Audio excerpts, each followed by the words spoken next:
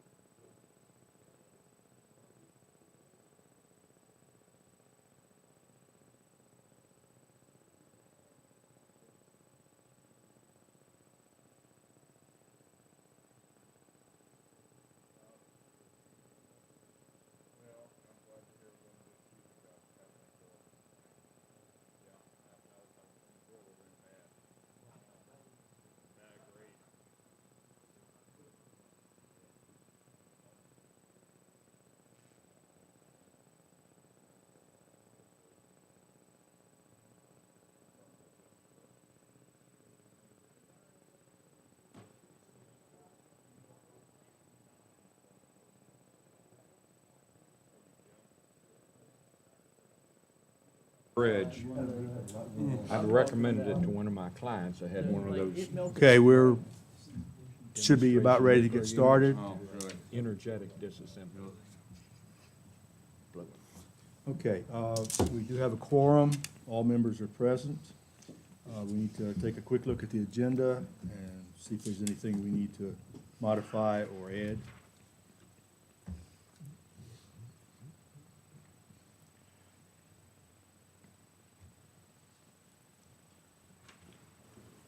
Move to approve the agenda as submitted. Motion's been made and seconded to approve the agenda as submitted. All in favor, say aye. Aye. Any opposed? Thank you. We need to take a quick look at the minutes from May the 1st, see if we need to make any changes or corrections.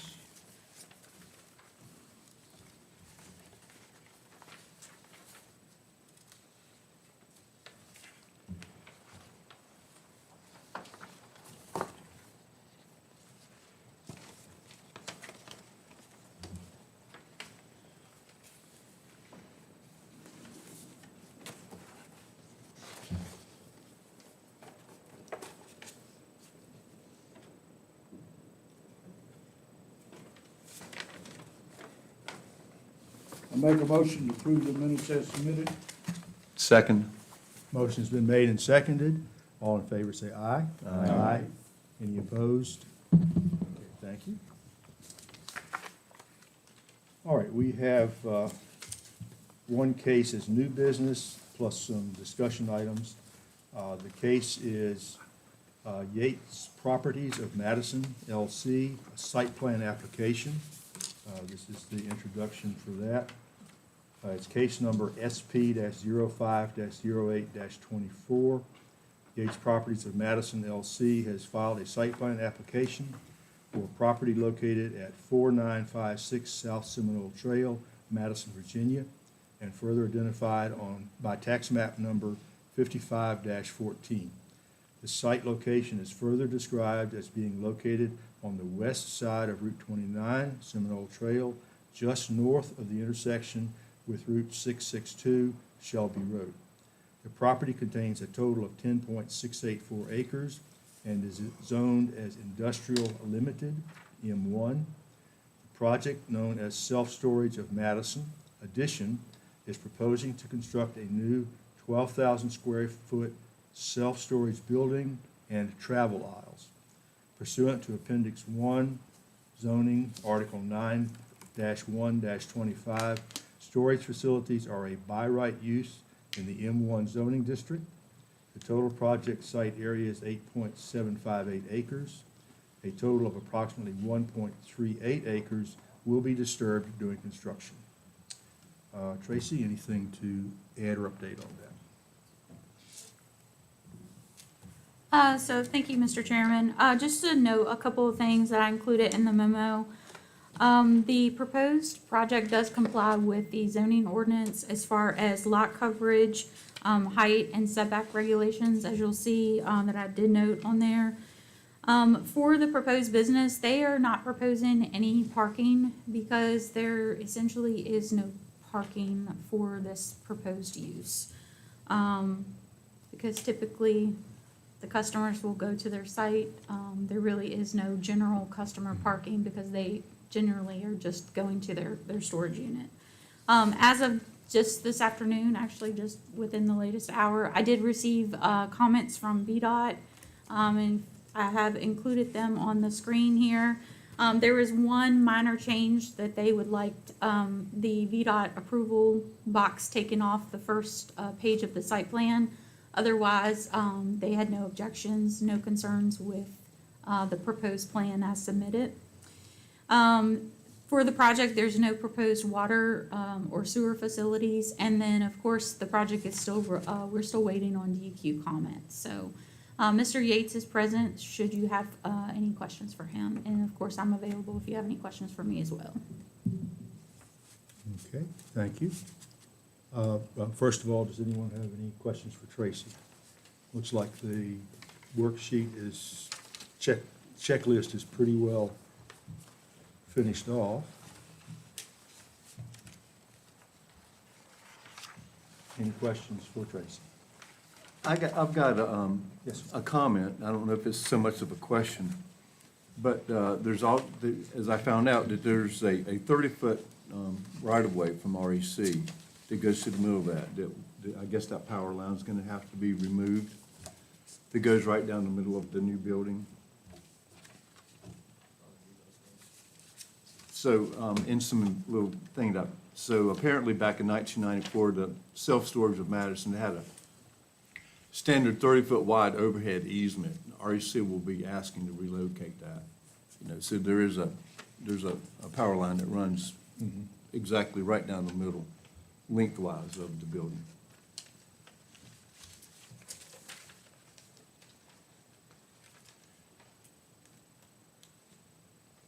Okay, any other questions for Tracy or comment?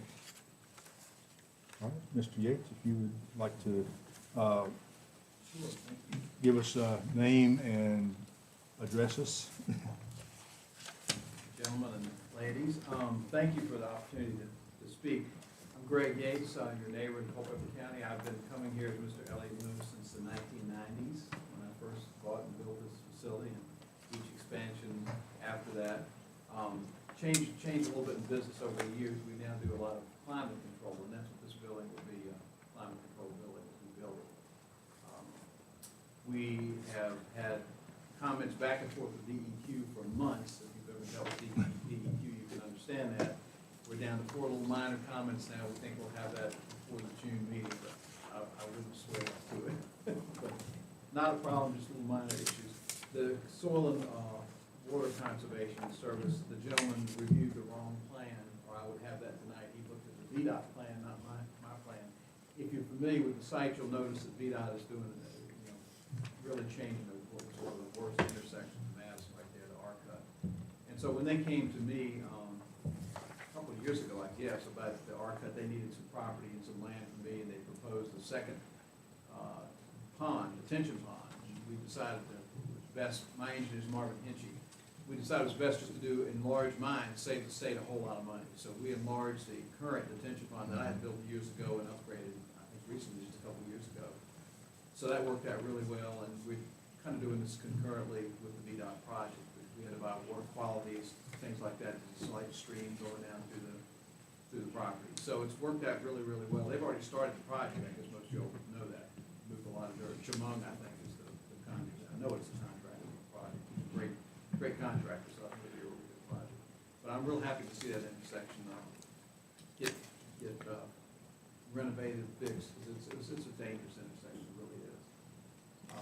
Other than that, be happy to answer any questions. It's going to be similar to all my other buildings that are there, and, that's about it.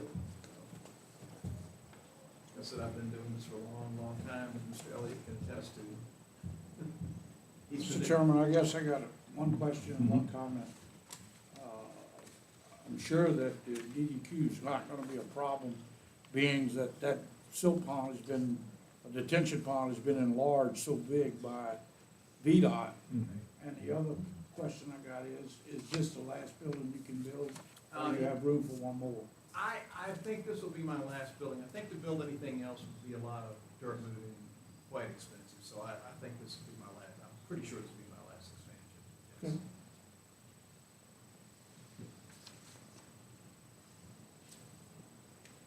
Okay, all right, your entrance is actually off of Shelby Road, it's not, No, it's on 29. oh, you're going to enter off. Yeah, they, and that was determined by them when they did the R-cut. They wanted to leave the entrance where it was and not off Shelby. We were happy to do whatever they wanted. So Oh, okay.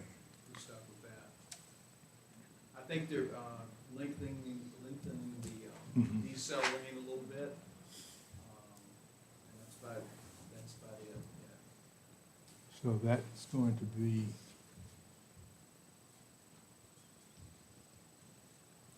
If everybody's familiar with the crossover at the 7-Eleven in Culpeper, right, that's what it's gonna be like when it's done. yeah. Exactly. Okay, so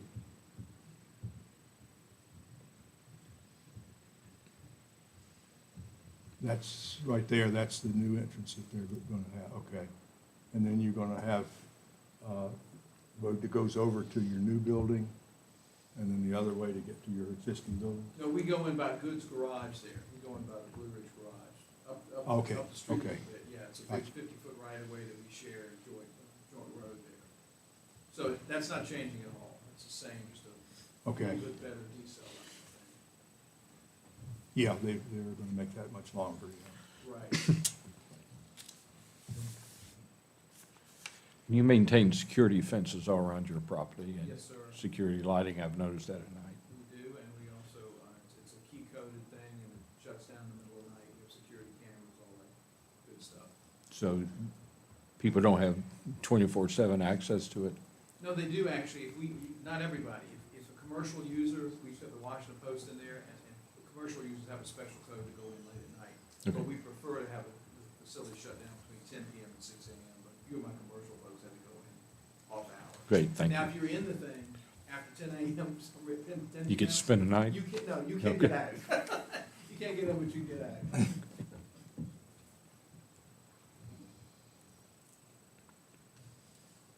Okay, this power transmission line or distribution line that Mike mentioned, you've already dealt with that basically. I deal with REC all the time. Yes, Yeah. sir. It's not a big issue. So that's simply a matter of relocating something. Right, you know. exactly. And I apologize, my engineer's not here tonight. Marvin Henshey's my engineer on the project, he's done all these. He's picking up his wife from the airport, but if we need a technical question, I'm not an engineer, so I can call him on the cell phone. He will be here at the June meeting. I think one of the issues with that power line was that when you bring this up to grade, I guess the same grade is gonna be the same as the other buildings. It's actually gonna be a little lower, I believe. I'm looking at the notes here, it's gonna be elevation 628, and that's about what it looks like the rest of them are. But anyway, apparently you have about 10 feet from, this building's gonna be 10 feet high. And then, I guess from the ground wire, you have 10 feet of variance, and I think that puts you in that little area, is Right. where that's gonna come into. I've got one other comment. So I was, when I first got this over the weekend, I saw that this detention pond it was on your property. So I wanted to go down there and take a look, and was kind of wondering why VDOT was down there working. VDOT was, while they were in your detention pond doing something. And I found out why and whatever. But I also found out that, or apparently you did a boundary line adjustment back in 2021 of about 2 acres Yes. to account for this particular piece right here. Yeah, the reason we did the boundary line adjustment was the Goods, I used to own the whole thing. Right. Goods, really nice people, Yeah. if you've known. Anyway, they wanted to buy the garage, and they did not need the excess property. So I did a boundary line adjustment, made their lot smaller, mine a little bigger, which would accommodate this, and they've got, the 2 buildings on both Right. sides of the road. So, in fact, they're expanding the building at the top of the building, really doing Yeah, well. yeah. Nice people. They've got a good operation. They do. Do you happen to know where their septic field is? Yes, it's on the hillside, if you're facing their garage, it's on the hillside on the right, so right. Kind of by- where this is going? No, it's on the hillside on their property. You know where the cell tower is? That's on, Yep. it's right along in there. It's a very small one, because it's just a couple half baths, I think, that's it. Because I talked to Kevin, and he said that apparently that they are having some issues. Yeah, And they snaked it down there and found out that their septic field was heading in the direction of where They this found building. one line that was headed in the wrong direction. Now, we went back and pulled the old health records for this when that was put in. Jeff Pearl, y'all remember Jeff Pearl built the whole thing? And, it was mostly built where it was supposed to be.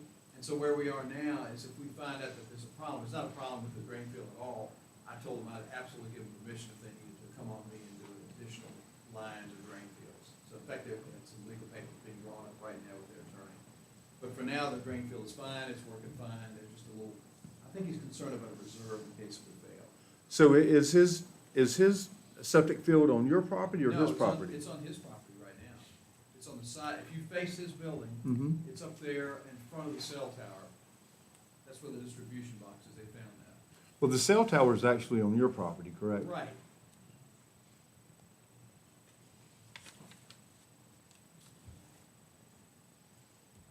I think what they found was one line that was put in incorrectly. Uh-huh. But that was done back, God, in the 80s, I guess, when Stanley Boyd was around, all that good stuff. So, prior to when I bought it.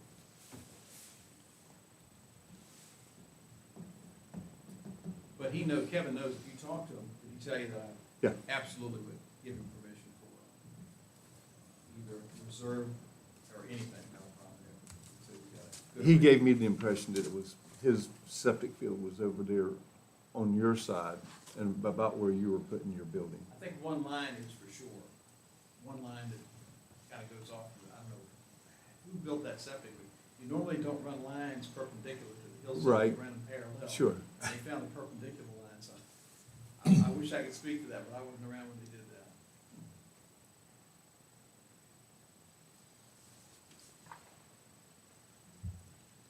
Okay, generally, the building itself, is that designed, so you, like, you have entrances or doors all the way around, and then it's, so you've got exterior entrances, there's no interior hallways or things The like that? final design on the building has not been done yet, Mhm. but if you look, I've got a building, it's called a 600 building, it's the most recent one that's built back there, it's both. Mhm. So you have a couple of exterior doors for the smaller climate control Mhm. units, and then a lot of exterior doors for climate control. People like to be able to drive up and pull a vehicle in and still Right. want climate control, so it'll be a mixture of both more than likely. Okay. And, you know, as Tracy said, there's really no parking situation involved here because you've got a perimeter drive. 30-foot perimeter Yeah. around, it's minimum 30 foot, and the people just pull up, park, offload, or load, and leave, right? Okay. Now, there's parking over by my office on the other side, if they want to do that, but nobody ever parks there, they just go to the space and, Mhm. use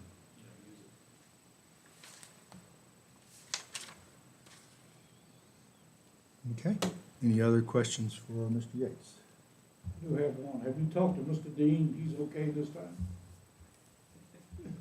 Haven't talked to him this time. Okay. Mr. Dean, Oh. good guy, but one misunderstanding Mr. Dean has is Allied Portable Toilets keeps a few toilets there, but they never, ever have any product in them. I understand. Well, I just know that I know. probably when we have our June meeting, Mr. Dean will be here. I think when the, he says, we wouldn't have them on site because they'd smell if you really I did. understand. What's happened a couple times is I think people have done the biosolids in the area, and he thinks that's us, but it's, you go inspect them anytime you want, I'm telling you, that's prohibited by my lease. They, I understand that. yeah, what they do is they just have a substation there so that when they have an event in Madison or close by in Culpeper or Orange, they're able to pick up their units and do it, but there's absolutely no byproducts there. And I almost don't have enough room for them there, they're kind of squeezed. They've been super busy though, so there's hardly any product there to stay out of. But yes, I'm sure. Any other question? All right, thank you, sir. Thank you, Appreciate it. appreciate it, thank you very much. I won't make my wife wait for dinner anymore. There you go, thanks. You have a good evening.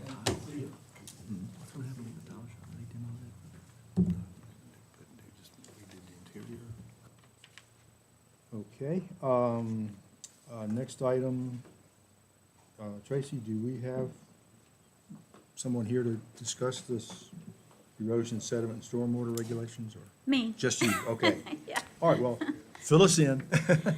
All right, so this is kind of came up recently with the subdivision reviews that you all have been doing. So the Board of Supervisors at their meeting yesterday, they had Joe Sexton, who is, his official title is ENS Administrator, and Stormwater probably Administrator too. Anyway, they had him at their meeting and kind of did a little brief overview on what type of permitting is required and when it is required. And so we're not going to talk about specifics of any application. We're just going to, in general, discuss this. So when we get a application for a well, let's just say subdivision, period, whether it's family or non-family, it doesn't matter. In our subdivision ordinance, and I'm going to bring it up while we talk, if you don't mind, there are a couple of sections, 4-3-2, that speaks to stormwater management.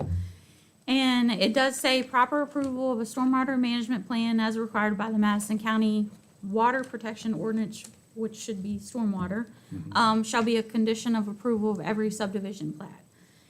And same thing with 4-3-3 related to erosion control.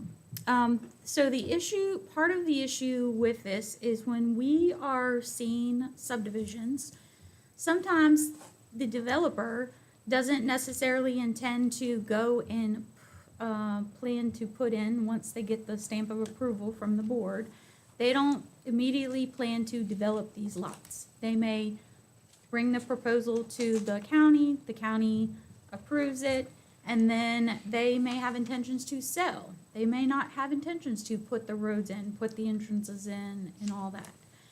So when our ordinance requires that they comply with stormwater and ENS requirements, it's a little bit hard to do that when they're literally sometimes not sticking a shovel in the ground. So part in bringing this up is to kind of stress to you all that there is a section in the subdivision of land ordinance, which is 8-1, that speaks to any administrative officer. So that would include building official, erosion and sediment, stormwater, zoning, anyone that has the authority to issue permits. So they have to be, they being the developer, whoever it is, whether it's the applicant that is proposing the subdivision or the future landowner of those lots, they have to be in compliance with the ordinances and laws, all of them. Yeah, again, ENS, stormwater, everything, prior to the issuance of those permits. So not always are you going to see a full-blown subdivision with erosion and sediment and stormwater plans. Now, that may be a different situation if you get a developer in here that is actually developing a full-scale, 15-lot subdivision. I'm sure you all have seen those. I haven't been here for one yet. You've not? Okay. So that's when you're gonna see those plans, when we're talking large scale, they're doing it then. A lot of what we're seeing recently is not that. And so the point in having this conversation with you all is to educate you, and that while the ordinance does say that those are requirements, you all can conditionally approve a subdivision with the understanding that when the time comes, those permits will be obtained. And I know that, that sometimes that's a little bit difficult for us to understand, for the citizens to understand when we're seeing these applications come in. So one of the things that I would like to just throw at you all as a suggestion is this language on the screen. So, I've been talking with Joe a lot about creating, I can go and create checklists for you all to include in the application packets all day long. Happy to do so. But a checklist that is not signed, or a checklist that is signed by the developer at the time, is not going to carry over to the potential purchaser of those lots. And so I would like to propose that we require, it doesn't have to be this exact language because Hannon hasn't even seen it. I just, again, throwing this out there. That we require language similar to this on every plat, so that when that plat, once it's approved and it's recorded, that no matter who the developer is, who the purchaser is, they see this, and that no one can come back to us and say, oh, we didn't know we were gonna need a large-scale ENS plan. We didn't know we were gonna need a stormwater plan. We can say, it's in the notes on the plat, this is what is required. Do you have any questions? Because I could keep talking, so just stop me. Well, just one quick comment. Before Hannon came on board, Sean suggested that we not think about the 15 and above as a subdivision, that's a planned development.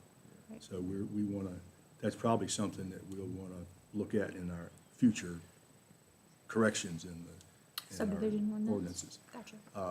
Because once it reaches that point, there's a whole host of other things gotta that they have have to deal sewer. with. Yeah. So you have a, So, Public water and sewer and all so you'll that's see required. you'll see a plan for 8, a plan for 7, not Yeah. a plan for 15. Right. Yeah. Tracy, one of the questions I would have, let's say that I buy a piece of property and I got 6 lots. Okay, I don't know at the time that I have the 6 lots where I'm gonna sell them, develop them, or whatever. So if I come in and I come off the main road and I do my first lot, and I do only my first lot, Mm-hmm.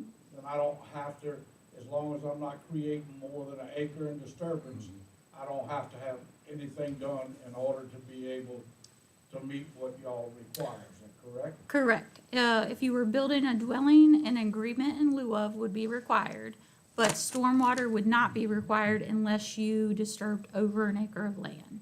And as long as you did them in individual lots, got one, got it done, got it maintained, stabilized, all that, then that's all you would need. If you were gonna go in and develop all 6, that's when the common plan of development comes in, stormwater, all that jazz. in most cases, when it's not a subdivision and it's just lots being developed off that road, that is done in-house. Correct, yes. Now, I don't want to say the exact percentage. Most of what we are seeing in our department is individual lots being developed with individual homes. They're getting, an agreement in lieu of, they're not requiring stormwater because they're not going over the acre of And anything disturbance. that don't go to DEQ would go to culpable soil and erosion. That's correct, yes, sir. How does 7512 tie into this? So 7512 says, I have that one here, same thing. Supporting data shall include, and I'm glad you brought this up, water supply, sewage disposal, soil and erosion, sediment, etc., all of that. This, and this is my opinion, this does not say, because this section is under plat requirements. This, or plat details, excuse me. This does not say that, let's talk about the well location, that the well location specifically has to be included on the plat. It says supporting data has to be included. So in my opinion, if going forward, when I accept a subdivision application, you will have a full copy of the OSE's report. That's the on-site soil evaluator. In his packet or her packet, they will include the well location in their material. So that application is for water and sewer. Now, the ordinance requires the drain field and the reserve, as you know, be shown on there. But it technically doesn't say that the well location has to be shown. It just says that supporting data has to be included. In my opinion, as long as we have the OSE's report with the health department's approval saying the well location is included in this and it's been approved, I don't feel like well location should have to be shown on that plat. That's just my thoughts. Okay, so we can expect then in the future to see the OSE report? 100%, yes, Just sir. okay. Yeah, I won't bring them to you unless we have those, frankly. Good, okay. Because to me, they're incomplete without them. Yeah. I agree with what you're saying. If you can see the report, why put it on the drawing? I mean, it's gonna tell us that they have an approved well site. Yep. Any more questions? That's really all I had. That would also give us the data that supports where the drain field location would be. That's correct. I got one thing somewhat related, and I didn't think it was necessary to correct the minutes, but I brought up a thing that I'd found during the research at the last, apparently required a change for stormwater and sewage pump out, that sort of thing. While that statute is filled with shalls, if you get back into the enabling paragraph, it applies to Chesapeake Bay, what provision is it? Not the watershed, but just the coastal plains and to a certain extent the Piedmont, and we're not in any of those, we're in the Blue Ridge. That the plat has to show a requirement for a pump out. Just for a suggestion or discussion, we're getting a lot of people moving here that have no earthly idea what a septic field is and what's required to maintain them. Would it make sense that our plats have some notice that septic fields must be maintained and pump outs every 3 to 5 years, which is what, we probably need to talk with Health Department, but that's what Soil and Water is recommending. And Health Department, I checked with them today, they are not aware of any regulatory requirement is to pump out, just so they be maintained. And you can tell they're not being maintained when they fail, which is a little bit late. But does it make sense just to put on the plat that septic fields must be maintained by the owners?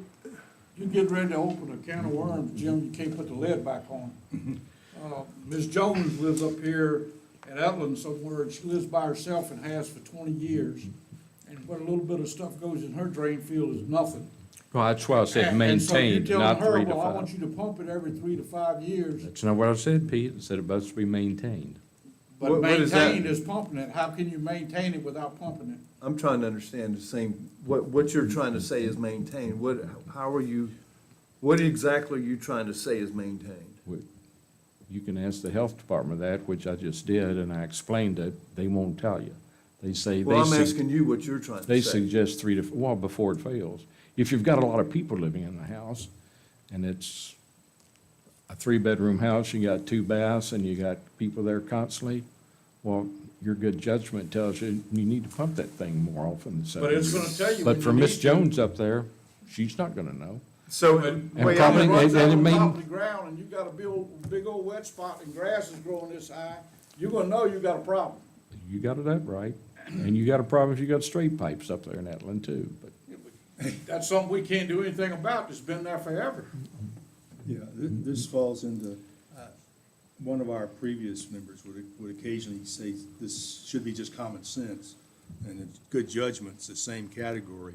We can't legislate it. I don't think we can. But Some counties do, but Yeah. we're not big enough and have houses close enough together to be No, you're able to right. do that. In my opinion. But we are getting folks down that have no earthly idea of what a septic field As is. soon as they can't use it, they'll figure out what's wrong. Get out your checkbook. I think, yeah, maybe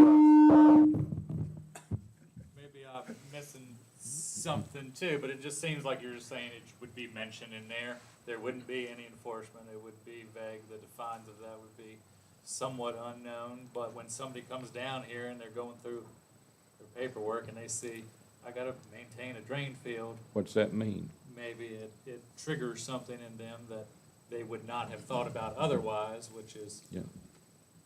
Tracy, do you there's have a, nothing to maintain. sorry, do you Yeah. have a plat that you could show just to see what's already on the plat? If we are talking about truly coming in and adding different verbiage and other lines, is it getting to be where it's a headache to look at your plat, or is it?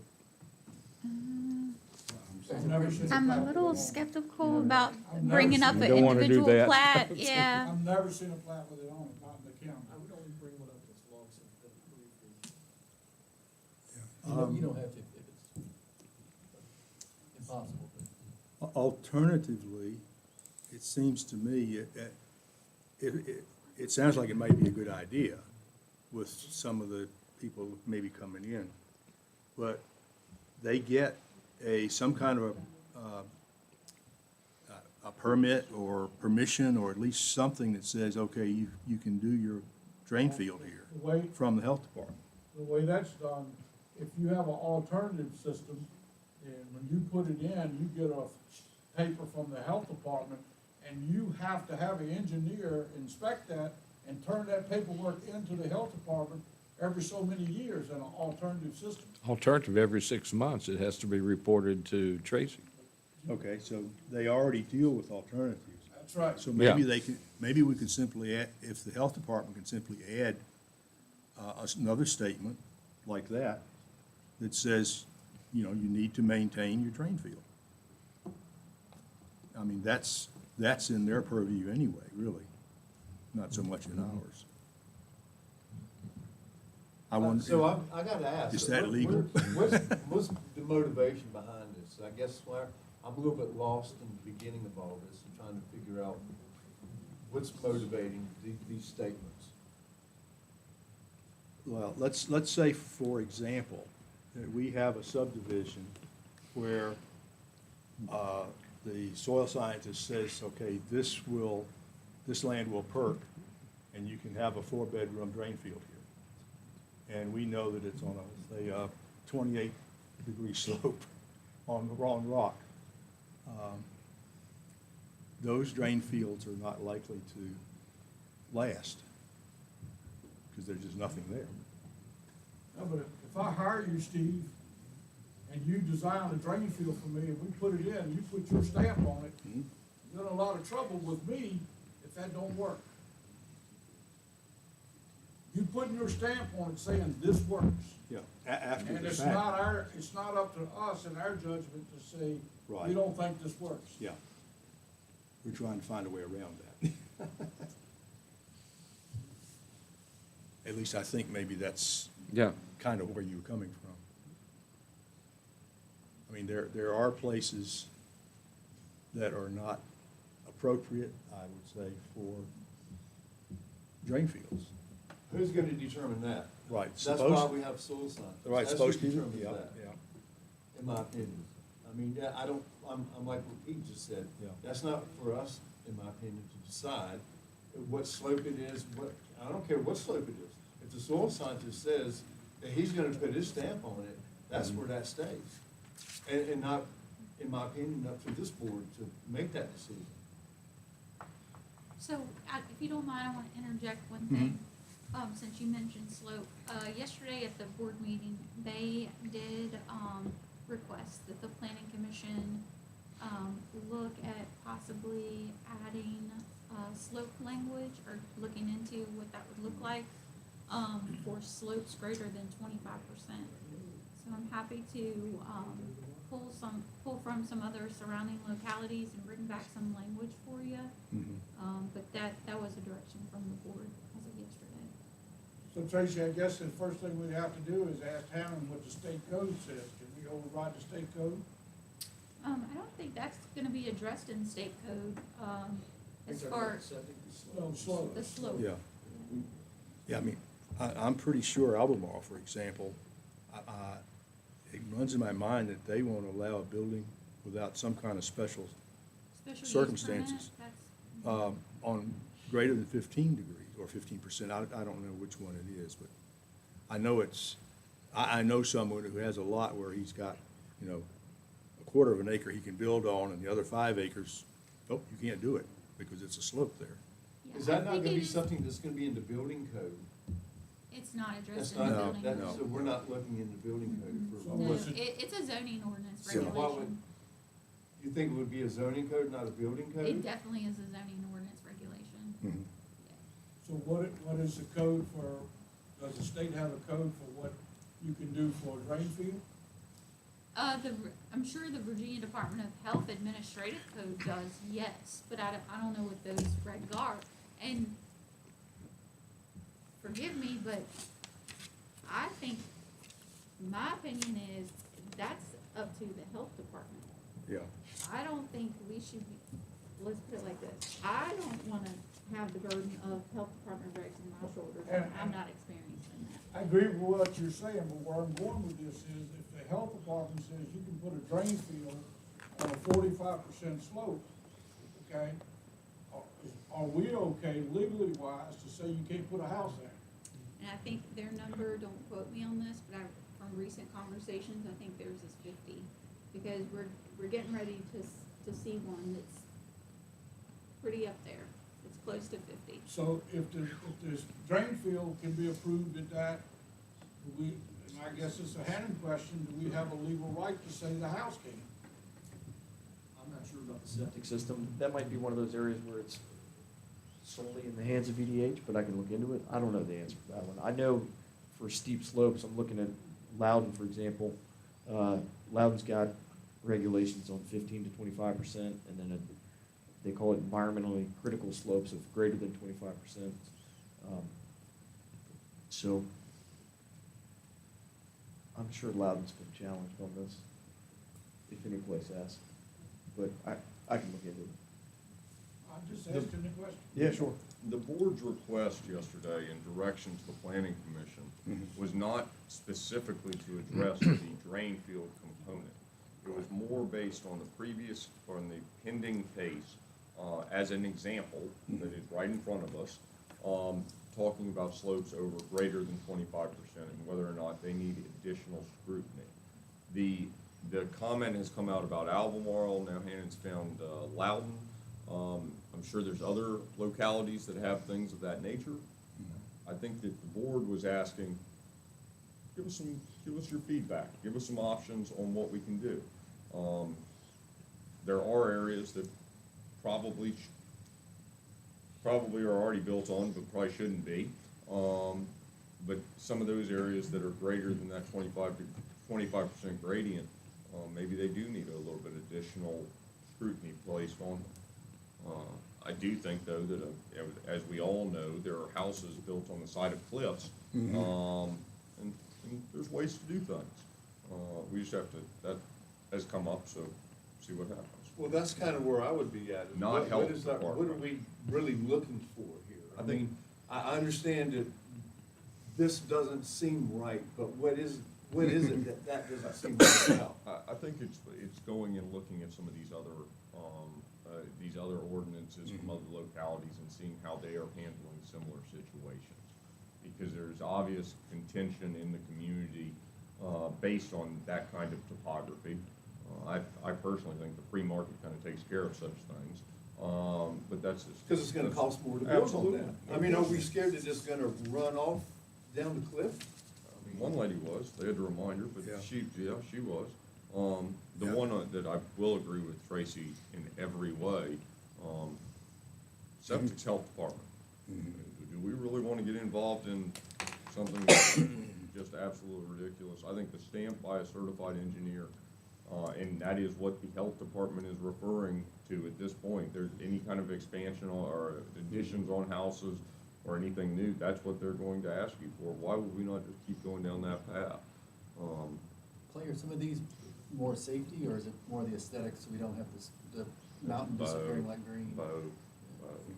Well, I mean, once again, if you say both on that, I mean, It is. one of the things that you like to talk about is property rights. Absolutely.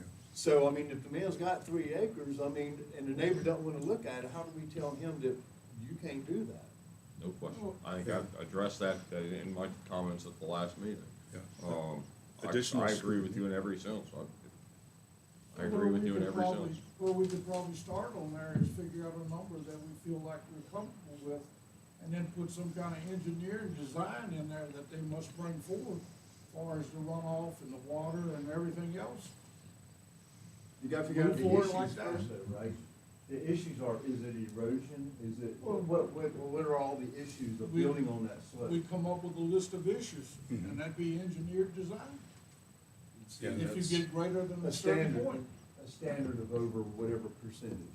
Right. See, the problem, one of the problems here, so C1 district speaks to slopes. Discourages, and it has minimum lot size of 10, so you don't get in that 3 acres, so you have more of that buffer and control of development. A1 is silent. There's another example of this that built a home a couple of years ago on FT Valley between Banco and Etna. I'm not giving you anything, you know the house.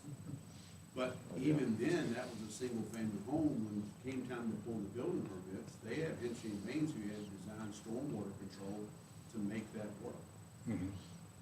That gets to the point of when it's reviewed and all, but, A1 is in my opinion, is the disadvantage right now, because the language used in C1 is very clear. It talks about slopes, it's not an A1. But before zoning, Jonathan, and you know this like I do, there's a lot of lots cut off in C1 in Madison County, that's an acre, acre and a half, or 2 acres, that's C1. So you're gonna run into a lot of them that can't, there are not 10 acres that was approved before zoning. Yeah, Hannon had one comment that I liked there from the Loudon, the environmentally critical slope. I think that's some wording that we might be able to work with. And the additional scrutiny, that's also wording that we can work with. Our friend that is obviously watching from home, his comment is, it's not saying that we would prohibit somebody Right. from doing it. It would be that there would be potentially additional scrutiny placed upon it. On the, I don't know what kind of rules I'm breaking here. On the previous case, one of the questions was, do we put topo lines on the drain fields themselves? And I think the recommendation that was made, that Tracy was making is, no, we shouldn't do that. Right. That's health department, if they say that's something that is. And then going back to your comment, Mike, and Pete down there, is, when your septic system fails and you've got wet spot out in the yard, or the toilet doesn't flush or anything, it's immediate action needs to take place. And straight pipes have been kind of zoned out, or kind of phased out pretty extensively, on the basis that, Soil and Water is putting in septic fields for some of those places for free, or exceedingly reduced subsidized rates. So that has become less of an issue at this point. I think we should, boy, here's the worst thing I'm gonna say all week. I think we should stay in our lane when it pertains to health department stuff, and then stuff that Madison County ordinances pertain to.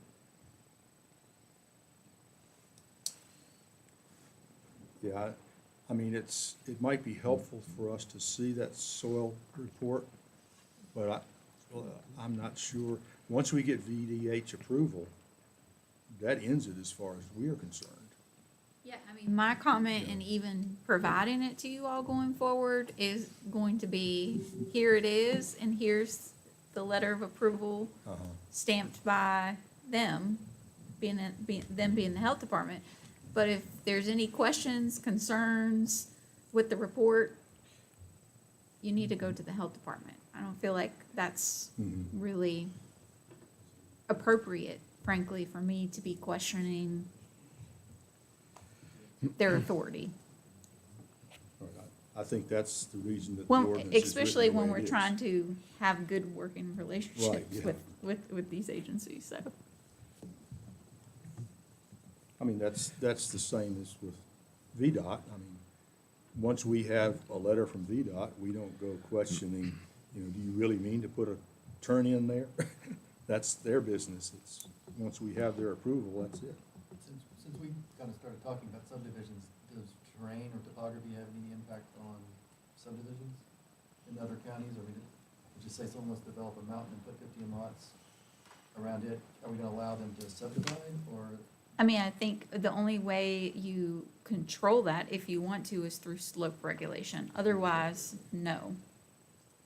I'm looking at one from Rappahannock now where if it's a certain slope, then they limit how dense it can be, how many, I guess, for that particular area, agricultural or it's gonna be conservation. So, And once again, I think in my mind, I got to know the issues, for me to be clear on how I want to try to proceed and think about it. The board was hoping y'all would form some type of committee or utilize one of the existing, and just go down the path and see what's out there. I'd be happy to look into it. No, that's really the name of the game here. I think that we have a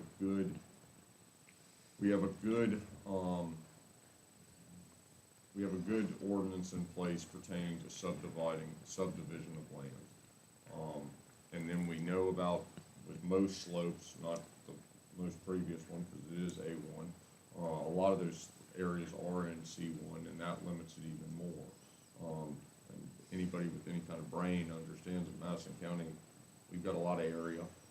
Nobody's really packed in that tight. I don't think that's really an issue at this point. I mean, there are neighborhoods up there in the mountains in Outland that nobody really even knows is there. There's lots of houses up there, and they're on terrible slopes. I mean, just terrible. We have also approved that one for Simon Graff, which is right down there at the end on Etland Road. Right before Weekly Hollow Road. So when I was up, so that was a tremendous slope there, and we didn't even bring it up on that, and I kept asking him, because I was doing the work there, how are you planning on doing this? He said, you ought to go out to Utah, and they're putting houses up there on these slopes all the time, and you've got to go out there. I've seen it, this can be done, it's easy, and so, somebody's got it figured out.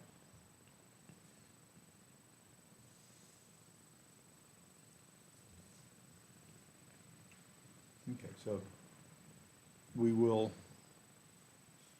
assign, and Mike, your committee's just finished with the job, or I almost don't know if finished. we're done yet, are we? I hope we're almost done. Tonight we'll find out. So I guess we'll maybe assign the other standing committee and get them started on looking at this. And, we'll start with what Hannon's doing right now. We'll look at surrounding counties and see how they approach it. Clearly, there's some questions that are being raised, so we need to take a look at it. Okay. Did you have anything else? No. Okay. Any other questions for Tracy? I do for Tracy. Yeah. So what we just went over, was there, in this Moroccan paperwork, was there anything that was reflecting that, what was up on the screen? I did not 'Cause I kept include, looking for it. yeah, I did And not think I missed some include. of your conversation early on, trying to look for it. Yeah, I did not include anything in the packet, for Okay. this. I wanted it to be a discussion based mainly on our recent meetings. Mhm. This sort of has came up, so. Okay. And so, in asking you this kind of the same thing, is this, the way that this is laid out to us, in this way, that way kind of thing, is that reflecting the agenda? So they're laid out in reflecting the agenda, okay. I'm just, I'm sorry, Mr. Schneider, go ahead. No, go ahead. And to also let everybody know, it's not gonna come before this board, because it's not part of the zoning ordinance, but, as far as it's being related to erosion, sediment control, and stormwater, it will go before the Board of Supervisors. We talked about it last night, but there's gonna be a new amendment to our chapter 14 for erosion and sediment control and it's essentially a paint by numbers from model ordinance from DEQ, but just so everybody's aware that that is in the pipeline.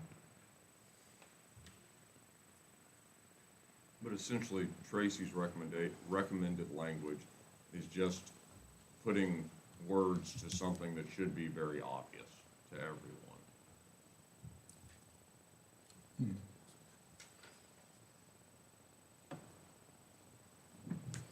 Okay, any other comment on new business item D?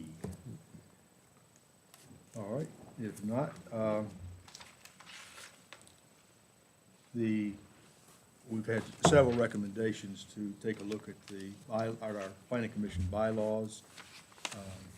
Jim did a lot of work on that, and I think, Tracy, you have in our packet some information there.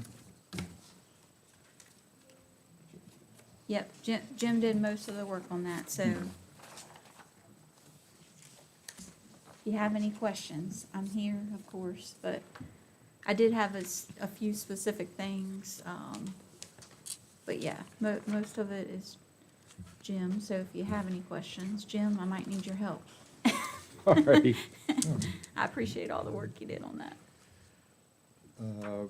Well, I'll start off real quick. On Article 2:2. Yep. I agree that that's probably a good idea, but I don't think we should put shall in there. That's not, I don't want to mandate something like that. Well, which one is it, should or shall? That's why it's the choice. Yeah. I would recommend, or at least my preference would be, Which is kind of the way. or each member is encouraged maybe, or something like that.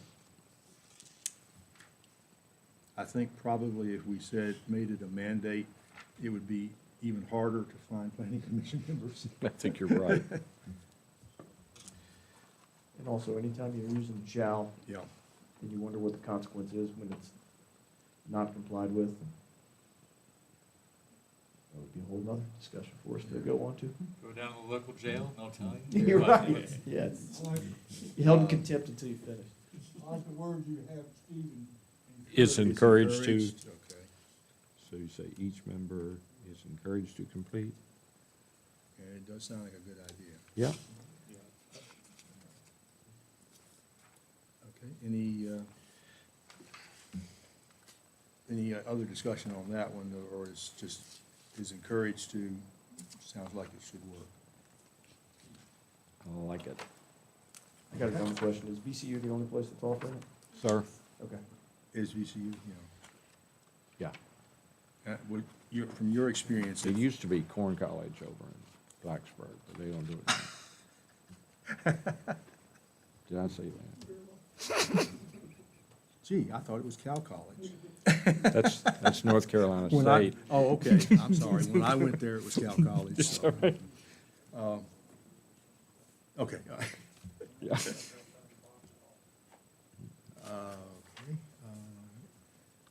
And on 3.3, that was just conforming the dates. We ran into that this year. Yeah, yeah. That was, well, we didn't have a meeting once or twice in that time period, and Yeah. it just, So I said, rather than screw Yeah. around with, yeah. We need to set the date specifically, I've got, you still, did you have a list of No, no, things? no. Or you kind of yeah. Just kind of going through. it as we Perusing. look at it, I was gonna say, on proposed, what was article, where are you? 6-8. Okay, we were just at 3 going through the blue line. Why don't I explain those to you on the blue line, and when we get to 4 then, duties of officers, all that did was recite the responsibilities of the plant, and this is at 4.1-2, and then the paragraphs after that. That just recites the duties of the planning commission as set forth in the Code of Virginia, so that they are embodied in our bylaws somewhere. That's what we're supposed to do. Okay, I wonder if perhaps the first sentence there is sufficient. Do we actually need to enumerate them if it's there for us to look up at? In fact, this only is applying to the chairman. So if it's available to look up in the Code of Virginia, do we need to And we can do it just, elucidate the whole list again? probably don't need to. I always like to keep it simpler. Because as soon as you look in that, So let's see, the Code of Virginia 15-2-22-21 as amended. yeah, and then move on to the next one. Yeah. Any other comment on that one, That suits me fine. just for brevity? Okay?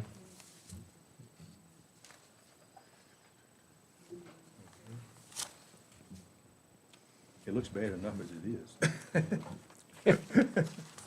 Okay, all right, I guess that brings us to 6 then. And Nathan, you had a question on that? Yeah, I was gonna say on proposed, 6-8. And it says in another place that anybody speaking from the public, comment with, shall state name and address. I don't know if that was something we're actually gonna do.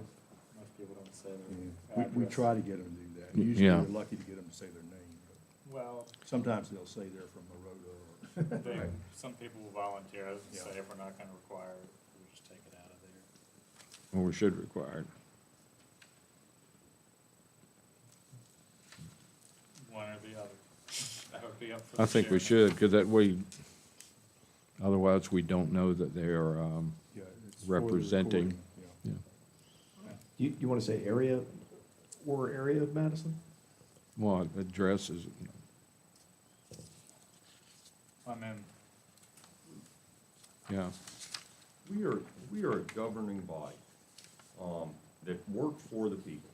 Where they are from matters, is completely irrelevant. We're required to get their name for the public record, requiring them to give an address, an area, what county, who cares? Listen to the people that we work for. It has zero bearing on anything. Other counties restrict letting people make public comment if they're not a citizen of the community, of that county. That is outrageous to let somebody do that. Steve, are we down to 7 yet? I'm still trying to find the one we're talking about now. Proposed 6-8. 6-8, it's on the top of page 8. 6-8, okay. Yeah, And then proposed 9-4. just to state the state name. I don't think we need 6-6 if we've also got 6-2. All right, 6-6. I don't want to knock out one before we move to the next. 6-6. Yeah, you're right. That is redundant. Because if it's going to be closed, you'll state the reason. So you're saying strikes the new 6-6, Hannah? I would. Okay.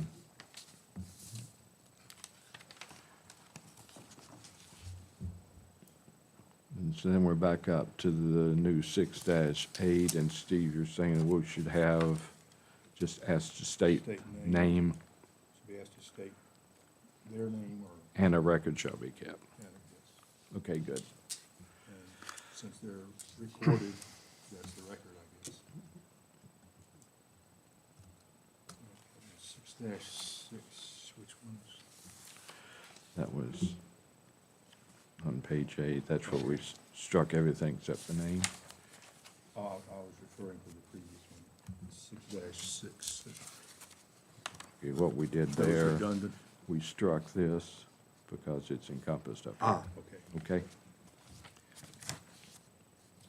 I was just jumping around because that's all I had notes on was. All right. Okay. So they got all your, Well, no, I've got one more, and that was just on the 3-minute timer on these people. that says shall, Right. that's gotta go. Where are we now, which one? 718, it says we shall Right. limit people to 3 minutes.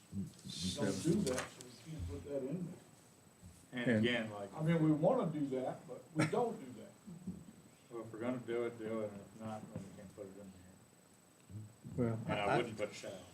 yeah, I think we need to be flexible on that anyway, because, I mean, if we've got one person from the public commenting, it's not a problem. If we know we've got 15 people that are gonna comment, then we may wanna mention that.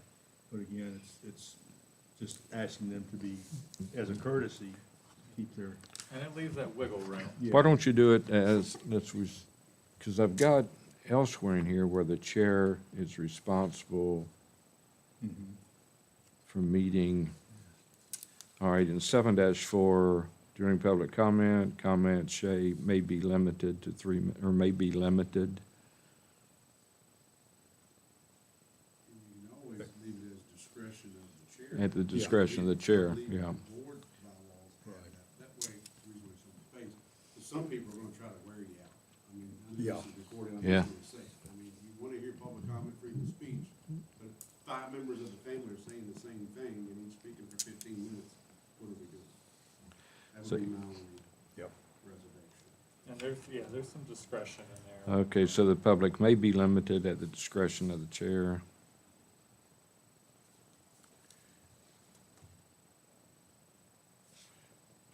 Yeah, keep it as flexible as we can.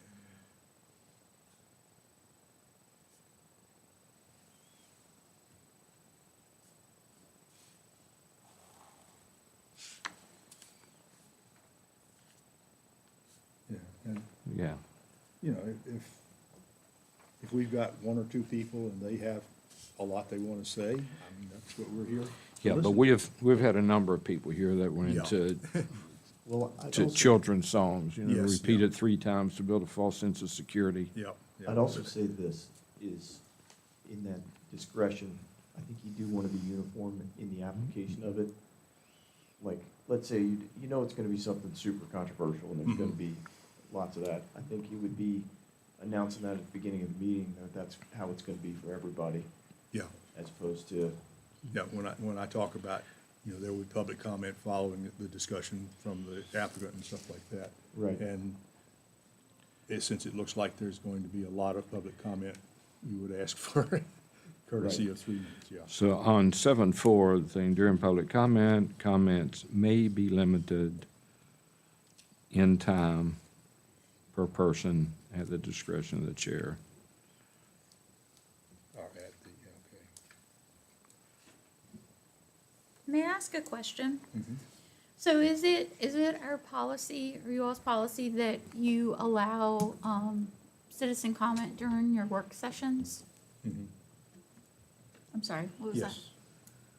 Yes, Has that just always been, I guess. we've what, always done may I that. just ask If- flat out, why do we do that at That's work always been our sessions? policy, Yeah, because we try to solve some of the issues yeah, before it comes to the full board and the planning commission. So we've always had public comment during work session. Nobody ever comes, but we've had it. well, occasionally we do. Occasionally. We have. The And, last 2 chairs have, I can't remember yeah, before Steve, before Carly had it. No, Rodney did. Rodney did So it. did, Yeah. Jones, and it's in line with what I think most of us consider our purpose, which is to get everything straight before it comes to the joint so that the Board of Supervisors doesn't have to dig through all the beginning work to begin with. Tracy, what's your concern? It's just new practice for me, that's all. We just, I mean, work sessions are work sessions and, Well, our work sessions are That's- public, so. yeah. Back Just to, the comment I'd have on that, we had and I'm not saying case, but we had I'm not saying name, but we had a case coming before the development committee. He thought it was a public hearing. Uh-huh. I mean, and then when he got to the, planning commission workshop, he yeah. thought it was a public hearing. And you heard the same thing when you got to the public hearing. So that's the reason why I think staff's question. Big on freedom of speech, big on giving public the rights, but Mhm. definitely from a development committee standpoint, is trying to do kind of your staff work, as a meeting ordinance and all. And you may not want it next to your land, you'll eventually get to that. Mhm. It's just, you probably remember I that was one about specific to case. ask you, this is kind of leading into development. Too. Yeah. At the same point. Yeah. on 7.3, where we've specified Robert's rules, if it's not defined here, there is an abbreviated Robert's rules that's done by the same parliamentary folks. We could certainly put that in instead of the Okay. larger edition. Since we don't pay any attention to it anyway. Wave our hand I tried.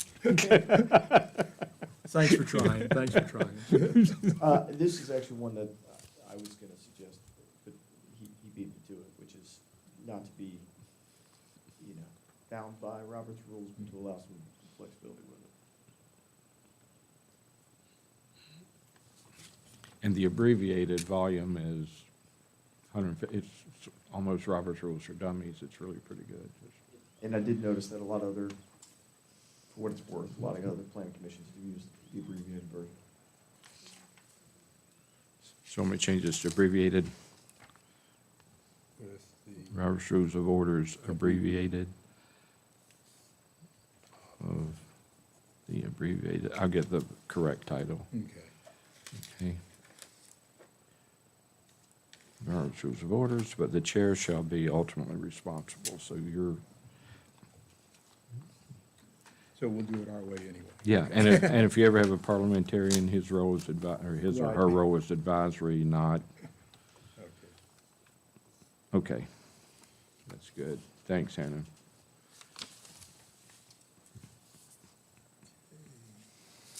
And then 7. Oh, 7.5, minutes of proceedings.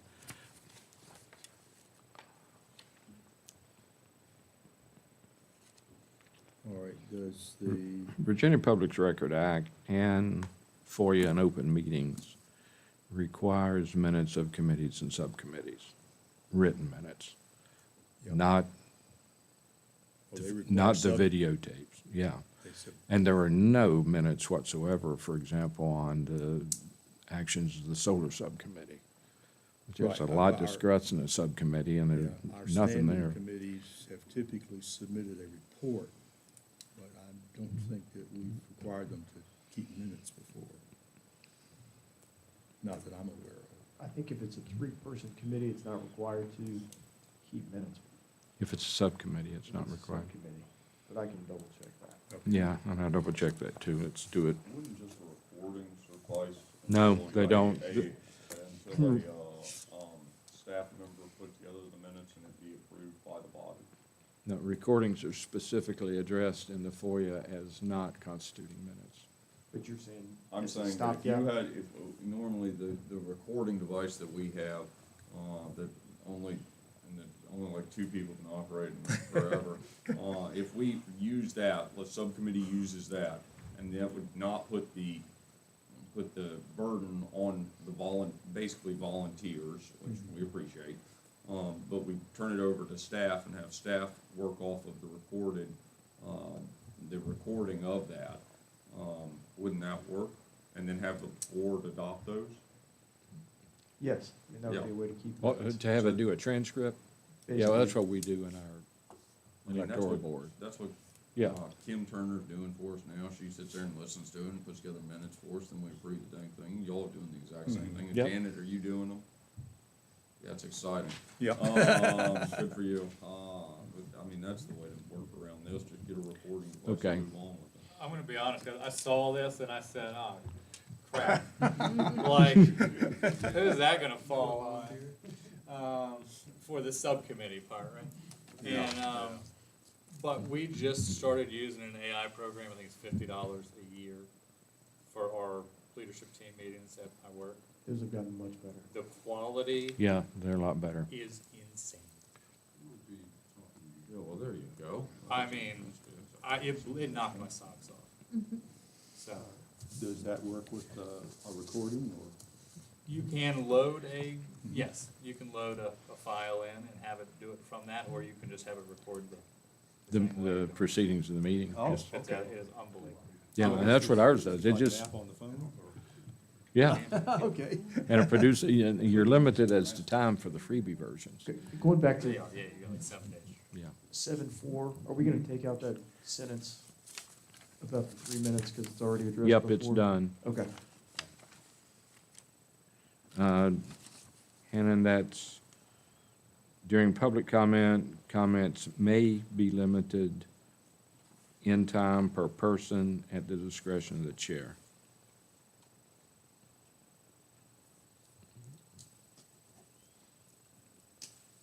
So if we got 45 people wanting to talk, he can say 3 minutes, Or at least try. if we got. Is that okay? Okay, so. I'll just think about it, I'll just make sure we're First Amendment Yeah. copacetic, because it's gotta be like an even time, place, and manner restriction, so. Mhm. Yeah, a lot of us talk about First Amendment, some of us actually bled for it. Okay, so 7.5 is okay the way it is, and we can deal with minutes with modern technology perhaps. Yeah. I We're noticed required, Yeah. Just- required. it Just- specifically separates minutes and electronic records every Yep, time. it does. So it's considered two different things, Yeah, and if you look in the Public Records Act, they, but they don't Say have they any want- prohibition of they want using minutes. the electronic records to produce minutes. no, Okay. and that literally produces a transcript. Good, good. Okay, voting.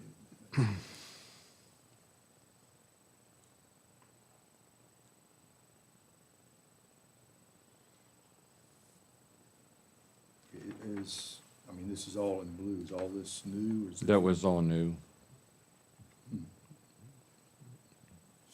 I mean, that 8.1 is what we've always done.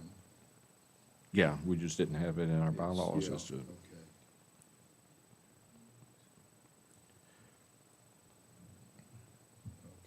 Okay, on 8.3,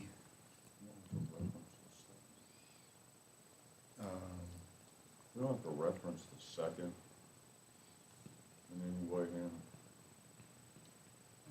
For like 8.1, you don't have to reference that the motion and then further being seconded or something. oh, okay, I see. Or does it go without saying just the motion and the vote? Seconded motion or something like Yeah. that? You're thinking about if it dies. If it dies, yeah, exactly. That's exactly what I was thinking. yeah, then it's not a motion. That's correct. Yeah. That is correct. Yeah, I think, didn't. That's what I mentions that remember in my somewhere, though. parliamentary college.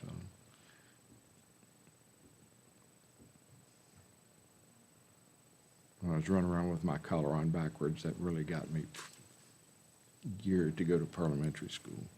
Okay.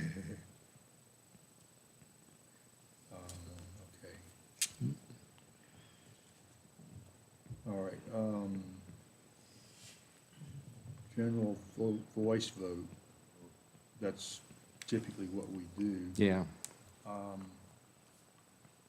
again, I don't know, Or you can do a roll call or a voice at your will. well, typically, they don't, if I'm pretty sure that it's gonna be a contested vote.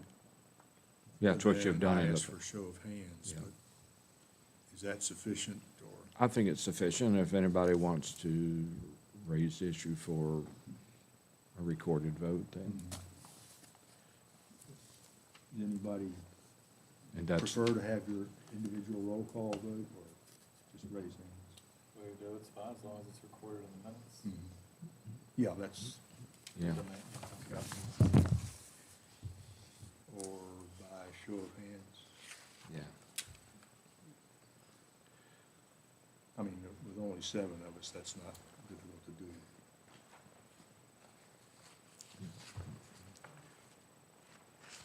Yeah, if somebody asks for a roll call, that's not a debatable motion, so that, Okay. okay.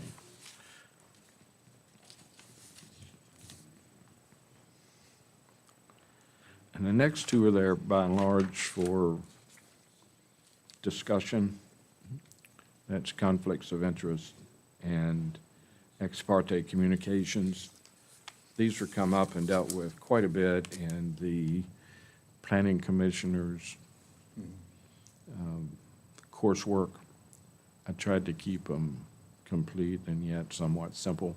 Did they deal with it when you were taking planning commission? Conflicts and ex parte communications. Ex parte is not something that's required by the Code of Virginia, except in the judiciary.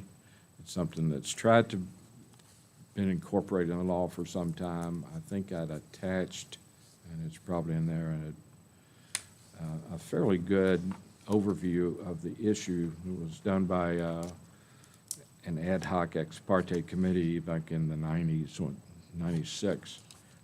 And Virginia being Virginia, they're moving right along. I think that they've not made a lot of headway since then.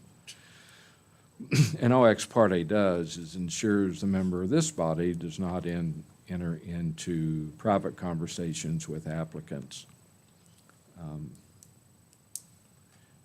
And that gets to be somewhat sticky. Having been involved in being served with a subpoena ducis tecum on an ex parte communication when I was at National Office of IRS, that means you show up with every scrap of paper you have. Unfortunately, that was pre-email. They're not fun things to live through.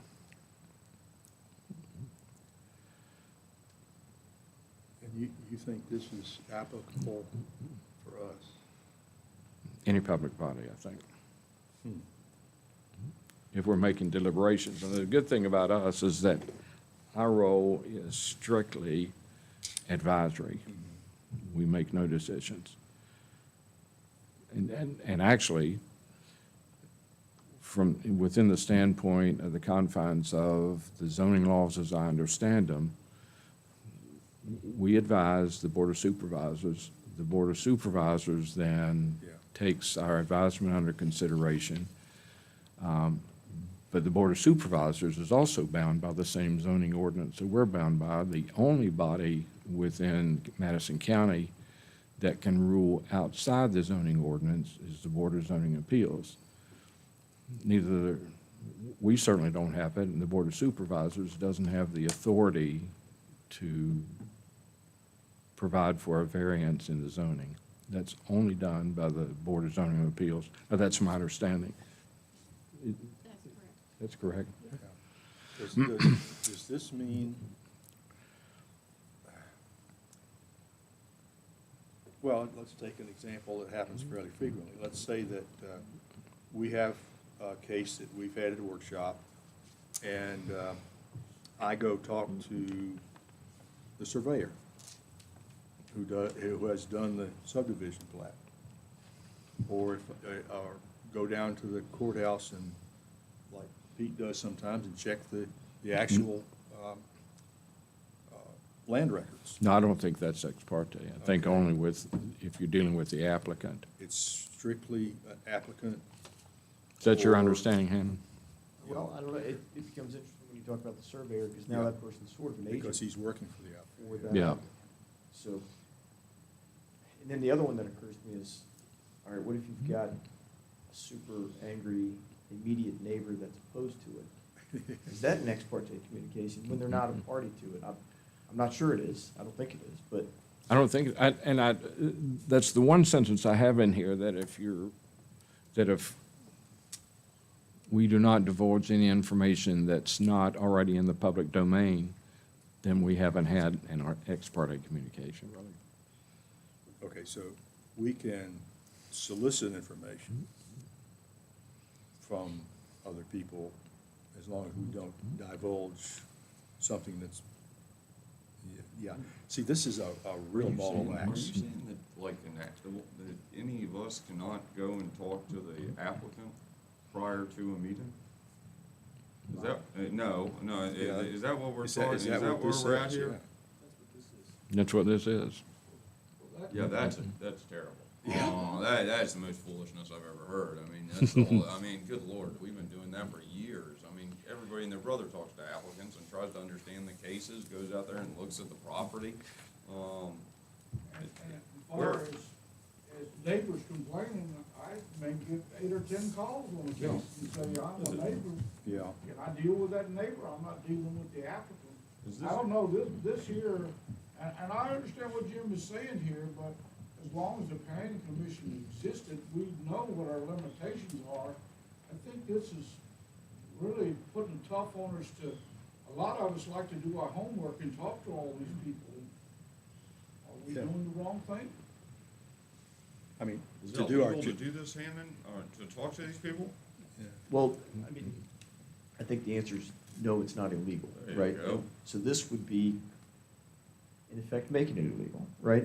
It would be, so I guess,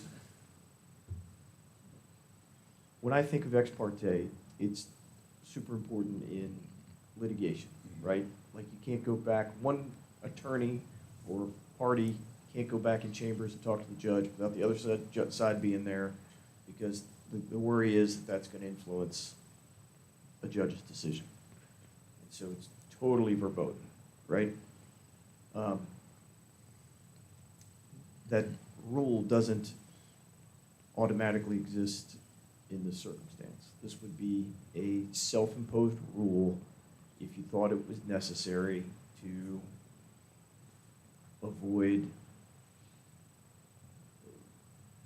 either backroom negotiations and deals or the appearance of it. It's Yep. really, it's, So this isn't required by state law or anything? no. No. What's Or required, state the code. things required by state law are your conflicts of interest regulations. But not this. This is not required. This 10-1 and 10-2, by state code, we don't need to have this in our bylaws. No, we are 11-1. I'm sorry. No, I No, it's got 10-1. questions there too. No, it's 11. you're looking at 10 the and 11. conflict of interest. Is this, I mean, Jonathan, are they, are 10-1 planning basically goes commissioners down the required path to of file the an annual conflict of interest stuff. And I'd statement assume that with the that's all county? going back to state code. Is that right, Jim? That's correct. And That then might 10-2, even- basically addresses that you've got to say that you've got conflict. I'll use myself as an example. I have a special use permit. I have recused myself from the board or discussions with the board on that type of permit. And I think multiple people here have done that throughout the years. We have, and then with respect to that, Clay, I've got a situation where there's an illegal fly-by-night kennel that was put in the property adjoining us. And I spoke to it, and I wrote up the facts, sent it to Hannon. I said, you know, do I have a conflict in speaking out against an applicant that has this, so long as it's not my next-door neighbor? He said, well, I think you're okay here, but the neighbor, So I'm gonna have to recuse myself on that one, just out of Yeah, but you can an still- abundance of caution. You can still go and make public comment. I can make public As comment, long but as you publicly recuse yourself. I'll public from the vote. recuse myself and stay off the Yeah. dais until it's Like dealt with. 10-1 and 10-2 and all the little subsections below it don't look that bad. I think it is calling it all out and making it very, very transparent. I'm shocked no one said anything about 8-2. Going to 11-1 and then 11-2 and 11-3, I don't think that's right at all. 'Cause I mean, everybody does their homework and heck, I go talk to applicants and I've been yelled at in people's living rooms and, I mean, you name it. I mean, they've yelled, but mostly on the roads. Would that even void the development committee? Because quite frankly, at the preliminary meeting with the applicant, I mean, is that, I mean, I think that could Yeah, really yeah. muddy the water. Yeah, this is impossible No, to that's to not- deal You're a with. member of the planning commission, you just so happen to be on the, Yeah. Can we just mark that out completely? Oh, sure. We can mark it out, but I think be aware that it's been kicked around in the, both chambers. Yeah, so And we they are, may have to. so we'll deal with it when in the it's law. future. Yeah. Because to be honest, I don't think the planning commission can do its job if we abide by this. Even harder in a small community. Yeah. I mean, we know everybody, you know, I mean, and that's what makes Madison kind of good. Right, if this were Fairfax, it might be something different. We make more than $30 a meeting. Okay, Is there anything else we need to put in? okay. Hannah, is there anything else that we think, where we're deficient, that we need to take care of it?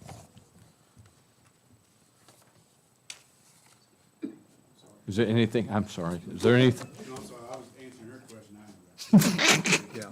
You want to rephrase that instead of Is it- saying deficient?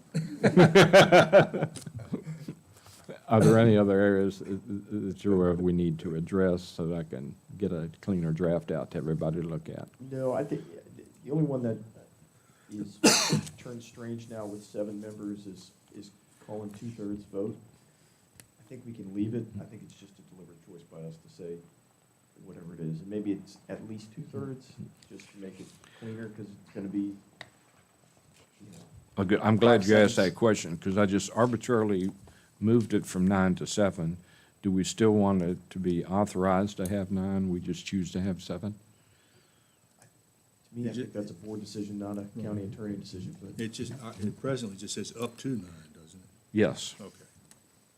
And it's the Board of Supervisors that determines that, not us. Yeah, and So we should leave it up to, I was because wondering. Clay, I don't know what the, I'm trying to remember what. Where that came We from. moved it to 7, because it used to be like 11, Right. then we went to 12 9. counting the board Oh, members, we yeah, went to and- 9 and 7, we kind of did it this way because there were vacancies and. We didn't fill, and all, we supersede, but do we have in writing anywhere?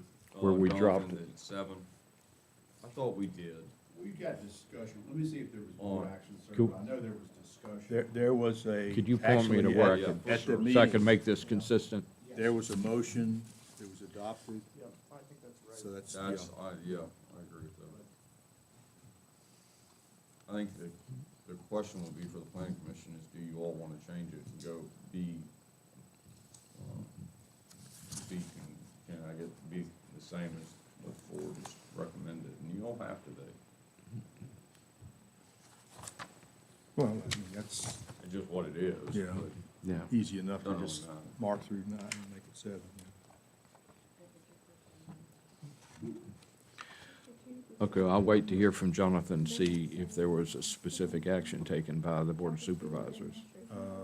And if it was dropped to 7, then we'll make ours conform. Okay, Talk about it. yeah. Otherwise, we I can happened leave it be up at to the- 9. At that meeting, and there was a formal motion, it was adopted. Okay, And so- then they. So they- moving it to 7 is, okay, good. I will clean this up. Thank you. In fact, Charlotte made the motion. So if so, I would just say at least 2/3 instead of 2/3. Okay. At least 2/3? Right, so that way, That way, because we can't have 2/3 of Right. 7. We can, but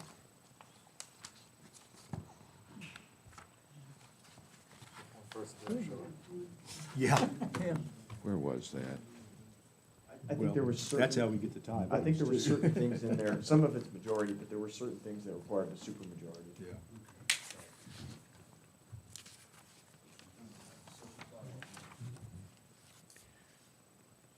That was in the amendments, the 9-12, is that? 2/3 majority at least. Okay, so that's 4-1-4 procedural question by at least.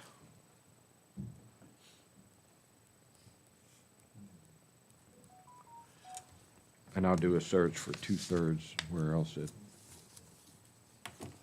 Yeah, most of the other things. appears. I think it's only that that's a supermajority, Okay, but I'll do a search and fix it. all right. Excellent. Thank you. That's Are you- faster than I yeah. thought it was gonna be. Yeah. Well, except for that one thing, that was, So it got your attention, huh? yeah. I can't wait for the time when the state says, oh, you've got to do this. Yeah, well, they've been working at it for some time. That's why I included the memo for you, just. Well, that's one nice thing about Virginia. I will be dead before they get it done, so. Okay. Where was it where we talked about how many meetings you can miss and that kind of thing? Yeah, that's in here Should we somewhere. adopt something different, because I don't think that we're following this very well. It's vague, it wasn't a have to action, it was a could action. I think it's three, there you go, 3 consecutive meetings. 4 to 10 in a year, I think. Yeah, and I think the only other thing worth mentioning is, if you know you're gonna have to miss a meeting, to at least send an email to the chairman. Where was that? And then the, It's already in here. It said if you. yeah, send- it is there, and the chairman has the authority to determine whether or not you can attend electronically. Yeah, that was the part. Twice, yeah. Yeah. That is.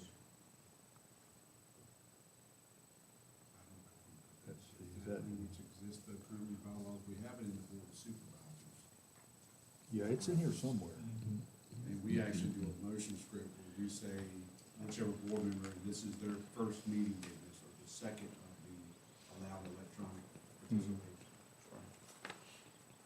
Yeah, we have that. It's statutory for the electoral board as well, but they're only required 4 meetings a year. We have 12. I think I scrubbed this back in February, and it was consistent with what the state code had. I try to do that.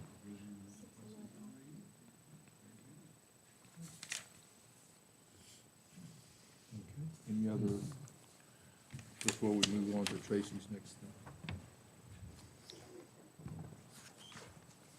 I would say thank you, Jim. Yep. Good job. Yes. Glad you did that. That's a lot of work. Oh, yes. Was that an assignment in that class, or? No, you just had mentioned we need to do it. I said, Yeah. well, why don't, I'll get something out so that we can. run with Okay. it. I guess that brings us to D, review of the filing requirements, Tracy, is that? That's correct. So in the subdivision ordinance, it says that the applicant's required to supply us with 17 prints of the final plat. That's not necessary, so I'm recommending that we change that to 5. The clerk's office requires 3. I'd like to keep 1 on record for our files, and at a minimum, the applicant would want 1. So requesting you change that to 5, and then also that they provide us with electronic copy of the plat, which everybody should have in today's technology. So pretty minor changes.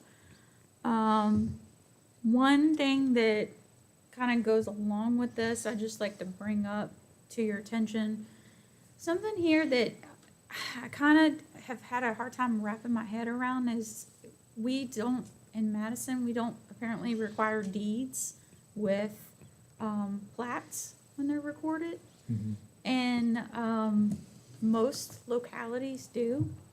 I did find out today with family divisions, so our currently, if you submit a family division plat, we were not requiring you to provide us a deed with it. However, you cannot just go and record that plat because that doesn't actually convey it to that immediate family member. So they're already, they have to actually convey it through deed. I learned this through the Commissioner of Revenue today. So they actually have to convey it through deed. So it's gonna be my policy going forward that with family divisions, they provide me with a deed along with the plat, and then a family affidavit certifying that they are in fact immediate family members as defined in the county code, what is allowed. I would eventually, we don't have to have this discussion tonight, but I would like to start requiring deeds for any type of divisions. It really would eliminate any concerns or issues with title searches that we've recently seen. I'll just say that. So I just wanted to throw that out there in with this, but as far as the filing. Would that require a change to the ordinance? In my opinion, it does not, but I'll ask Hannon that question. So what's the question? Is the question, does the deed requirement need to be with the ordinance, or can you just have it as a policy requirement? Is that what we're asking? Yes. Well, what if somebody challenged you, said I ain't doing it? Yeah, we're trying to, at least with the boundary adjustment, we're trying to deal with that by making that specific. Yeah, Tracy, you pointed out something else. We may have to start looking at the family divisions, because you pointed out that we're out of compliance with a state requirement by making them abide by our subdivision requirements. Yeah, I didn't want to overload you tonight, but I do have feedback from Hannon. Our subdivision ordinance specifically says that a family division, a boundary line adjustment, and a deed of partition through the court is not a subdivision. And so the concern was, from my perspective, looking at this, how am I to require, for example, a family division to have a 50-foot right-of-way, when the state code language says a minimum of a 10-foot, a maximum of a 20-foot can be required. So I've sent some questions to Hannon. He's provided me some feedback. I do plan on bringing you all a draft, possibly at the next work session, to correct this, hopefully. And if you feel that I need to put language in there that a deed is, I can add that as part of that, I guess is what I'm saying. I guess, and this is failure of imagination by me, but would there be a time when a deed wasn't going to be required? Me personally, I don't think a deed should never not be required. I like that. Never not. With the plat. And the deed and the plat is what gets recorded. I just need to be approved by anybody. Well, Yes, with the, you walk down there to the courthouse and submit it? I think that's the clerk's job, is approving it. Well, So- that's what we got back into the BLA. I hear you. Yeah. but the, That's why I'm asking so the question. staff, so the zoning administrator is stamping the plats. That's right, well, and, okay. Well, yeah, we're gonna hit that pretty soon. Maybe, Yeah. What's that? You go back to your question, saying that what if they say, no, we're not going to do a deed? Well, I'm not even sure it's going to be a valid transfer, or if we're talking about a subdivision, which is where we are. Well, I think boundary line adjustments play into that too. I mean, Yeah, and family divisions. I mean, what if somebody's just asking for a subdivision? And then They would provide a deed subdividing that land to them, from them to them. okay. wouldn't this go under homework for Hannon? We'll hit this one again, I'm Yeah. terrified of the other one you were talking about. Yeah, Yeah, I didn't have plans to overload you tonight with all Okay. this. I That- was that gonna- one's- that one's not fun to- Yeah. You Get wanna go into. back? Something Yeah. for future consideration, yeah. Okay. Minimum off-street parking. This kind of disappeared off the calendar for a while, but we need to, So I don't have anything to add related to this, so I'll let you all leave the conversation. You all have worked on this previously, so. yeah, I think we had already agreed to this last update, 14-19-13. requiring the 3 parking spaces for examination of treatment room. Is that what everybody remembers? Except Zach, who wasn't here. All right, so is there any discussion, comment, question? So, No, there's 3. yeah, 3. 3, it says 4. No, it's the very last sentence. I Yeah. apologize. Yeah. So basically, that's ready to put in the template and be ready for the joint meeting, hopefully. That's chronological. Yeah, Yeah. no, I got it. And I believe you modeled it after, if I remember correctly, Orange County. had that. When would y'all like to, publish?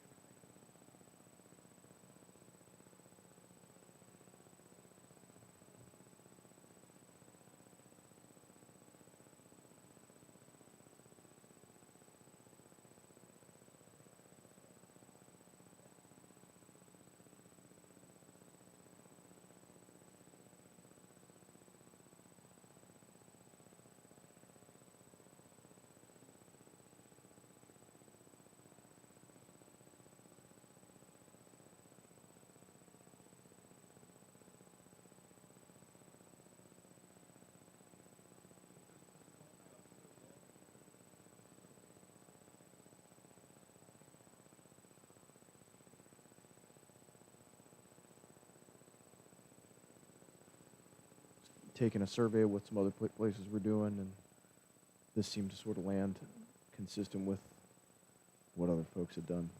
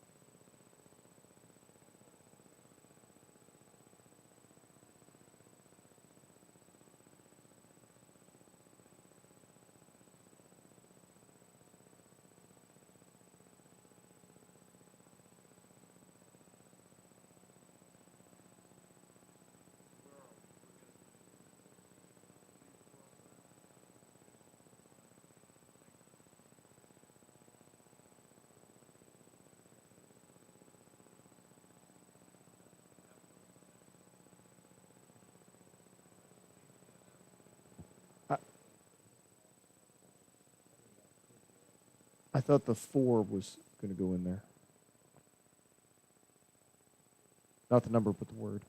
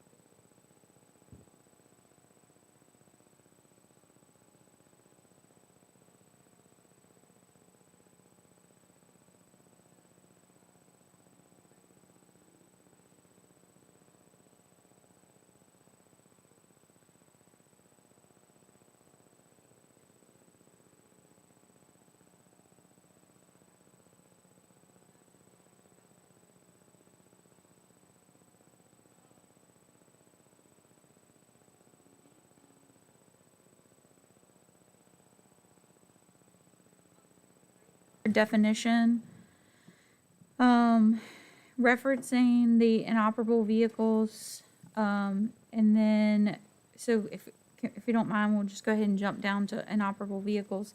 Because Hannon did have concern with the way it was currently drafted on that. And so he, well,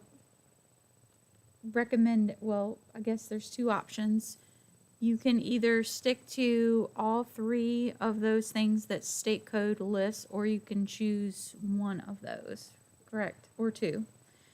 Do you have anything to add specifically on that? I don't.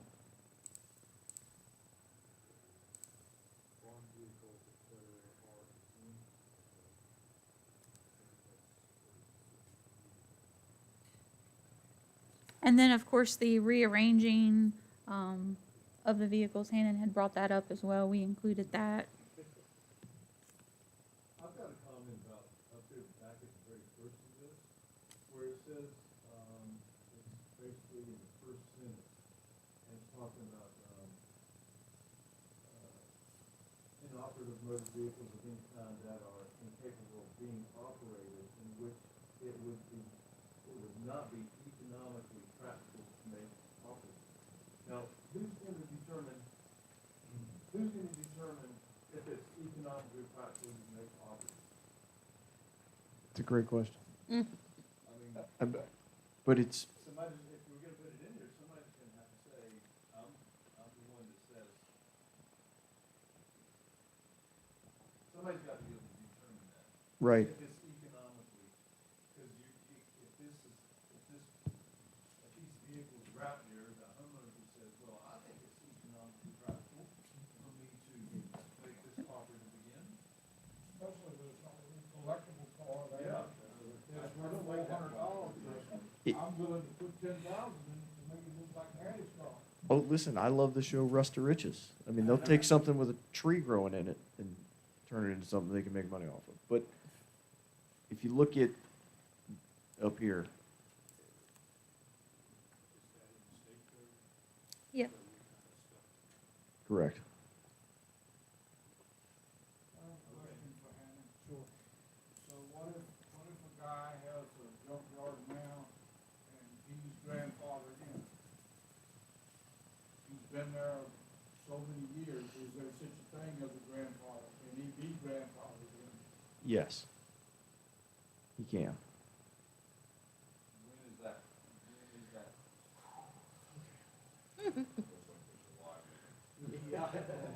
Is he a legal non-conforming junkyard is the question though, Hannon. Because you can't make someone grandfathered that was illegal to begin with. So if it was a junkyard that was in operation prior to the zoning ordinance, then yes, they're non-conforming. But if it's just a Joe Smith who has a ton of vehicles, who just hasn't happened to had a neighbor complain on them yet, then that's not non-conforming. I've already been called by somebody and said, I'm grandfathered, well, that's not up to me. The only two legal junkyards, and I know I'm still young, but I like to think I'm not young son, but the only two legal junkyards I can think of, and I don't know if part of his extends into Madison County, I don't know if Leon extends into Madison or stops across. But then you've got Jones's old one off FT Valley, but I'm not aware of any other ones that would qualify as grandfather. So it's got to be, The one you've had all the problems with.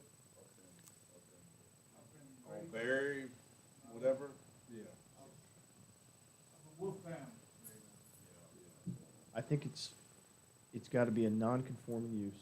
I'm not going to use the word grandfather, but it's got to be in existence and be continuous since the zoning ordinance got put in place. Or we allow junkyards in M2 by special use permit. I don't know if we have any, but that's a possibility. The truth is, Leon's and Bill's not just saying that, we have them all over the place, because all faces 5 or 6.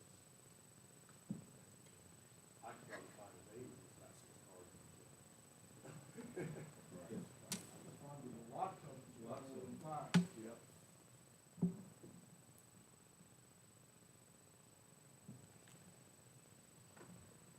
I mean, for the record, unless the Board of Supervisors provides direction, or county administrator provides direction that I'm to go looking for these things, we only take them as a complaint-only basis.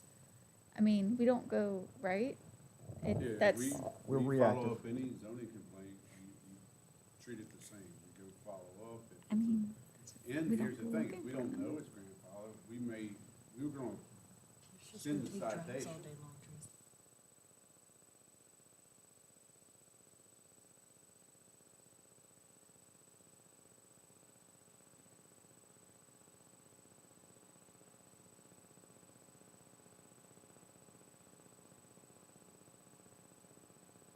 They can't just say I'm grandfathered. Correct.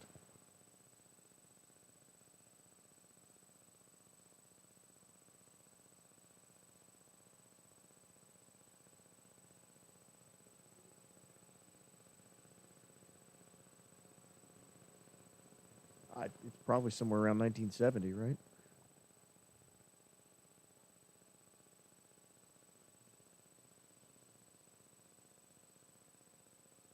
Correct. 68, whatever it was that.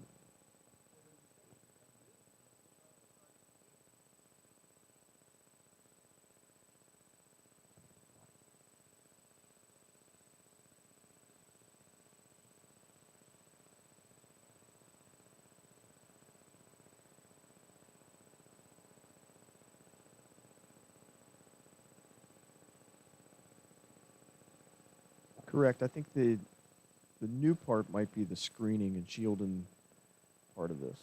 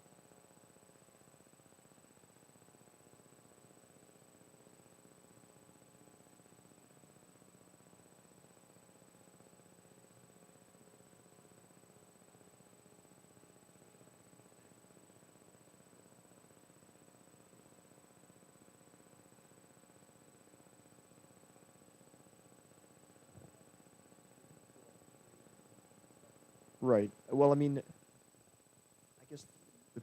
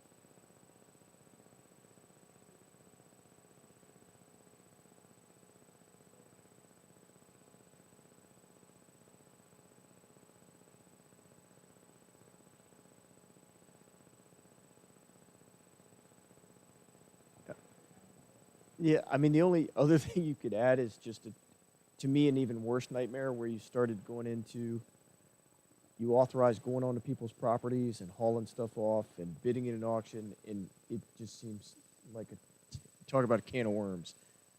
So it's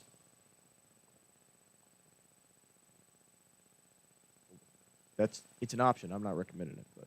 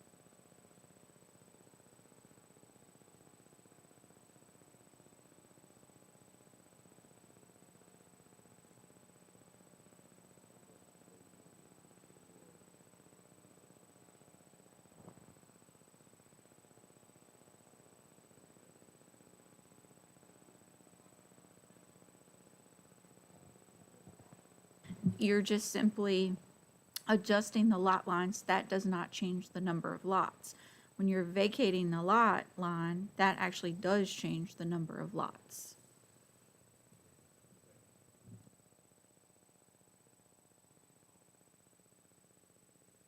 Line. That's literally what it's called in the deed as well. Even on the plats, that's what they're called.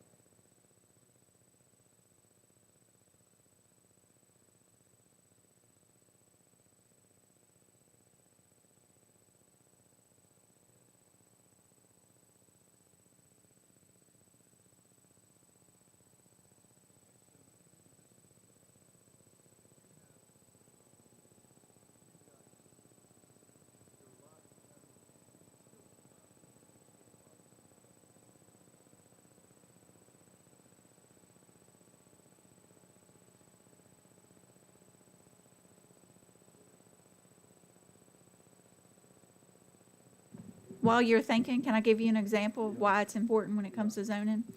So at my previous employment, this happened quite a bit. People would vacate, there'd be existing lots with existing single-family dwellings on them. And they would go in, it'd be family-owned, most of the time it's owned by the same person. They'd go in and vacate the lot lines, and what that would do is create a problem when it came to the zoning ordinance, especially if you limited the number of dwellings per tract of land.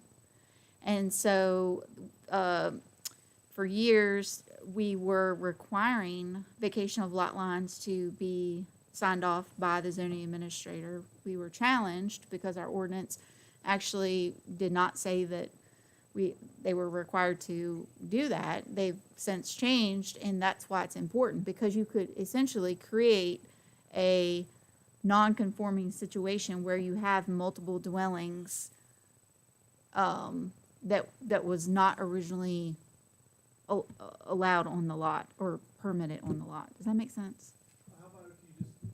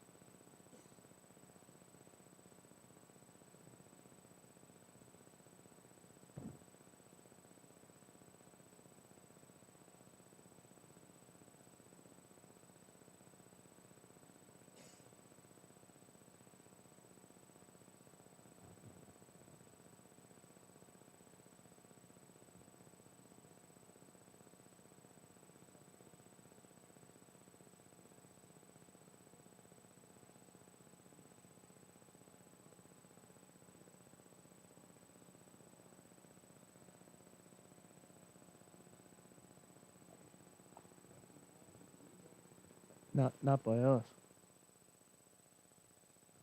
I mean, that's gonna be between you and those subdivision owners to enforce that privately.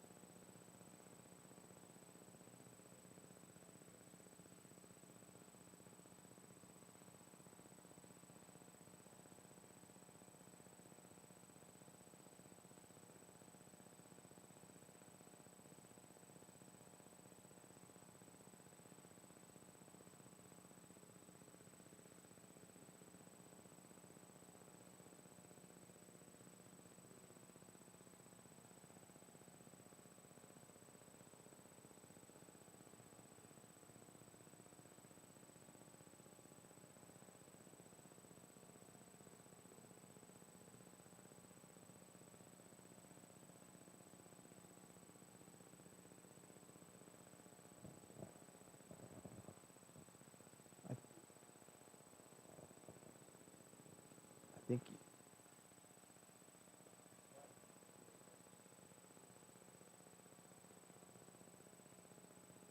one way you could do it is say,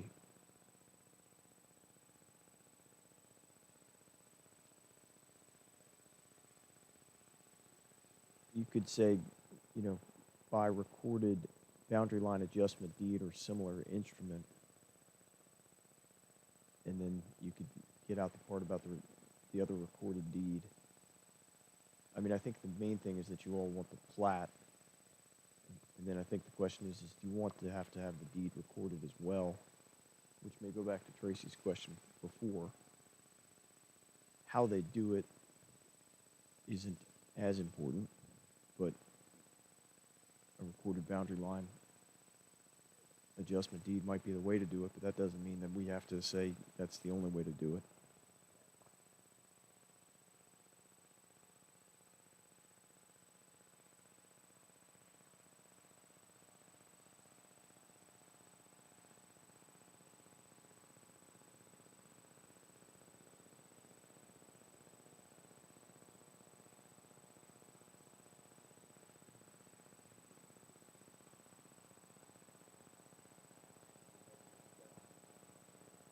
Doesn't have any status.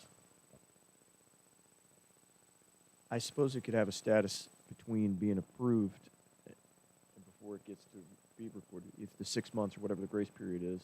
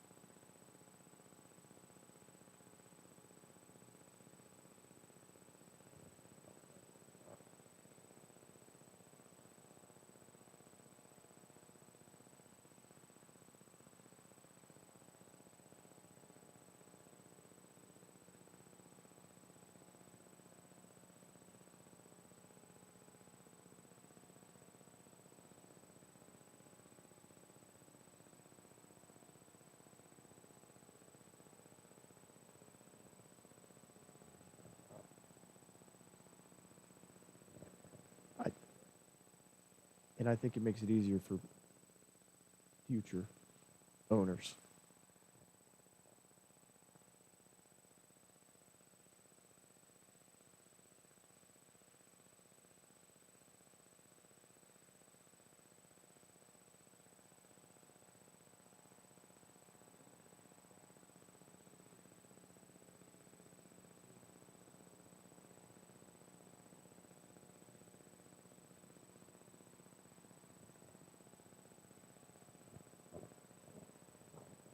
I think it just might be, I would say something that just gives owners a little bit more wiggle room in case there are things that we can't even think of, and just say by recorded deed, such as, something to that effect.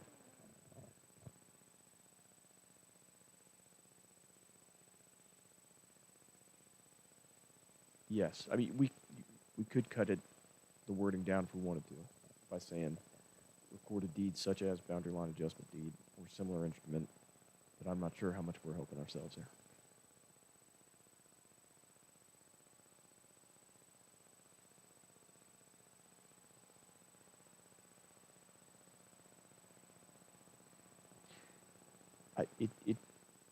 Sorry, let you guys discuss it. It does make total sense to me what Tracy's saying, is making that a separate definition on it.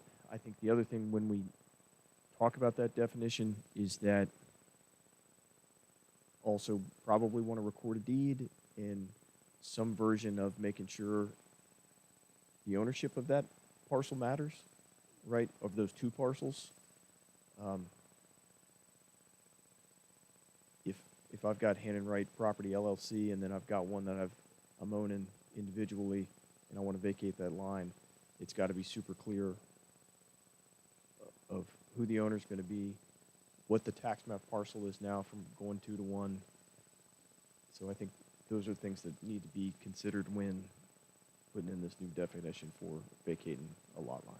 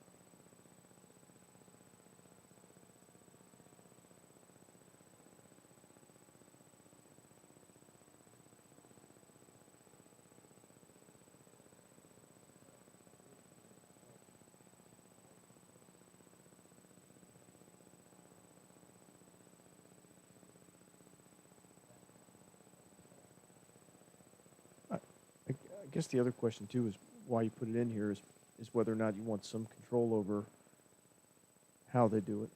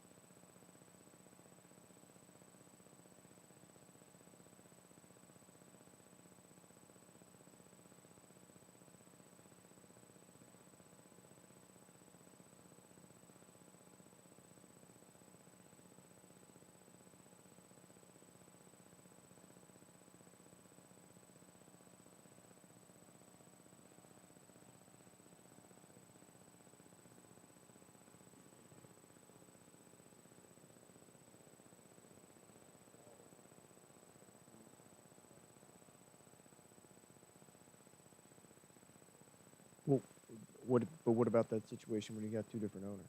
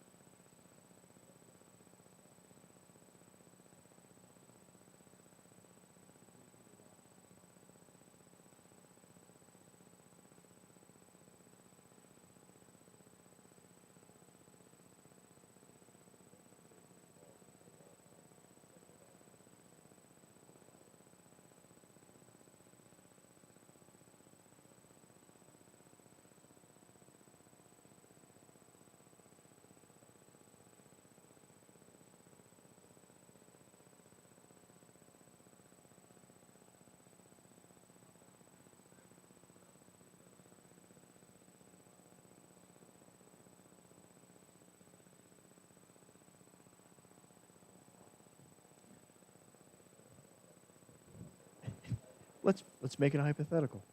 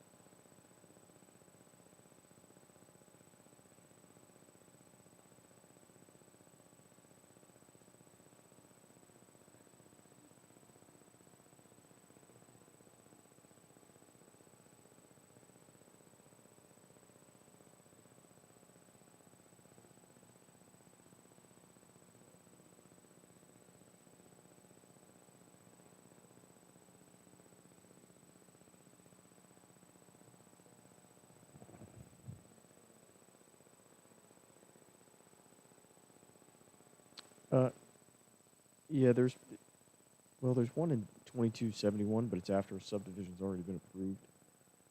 So it's not that one.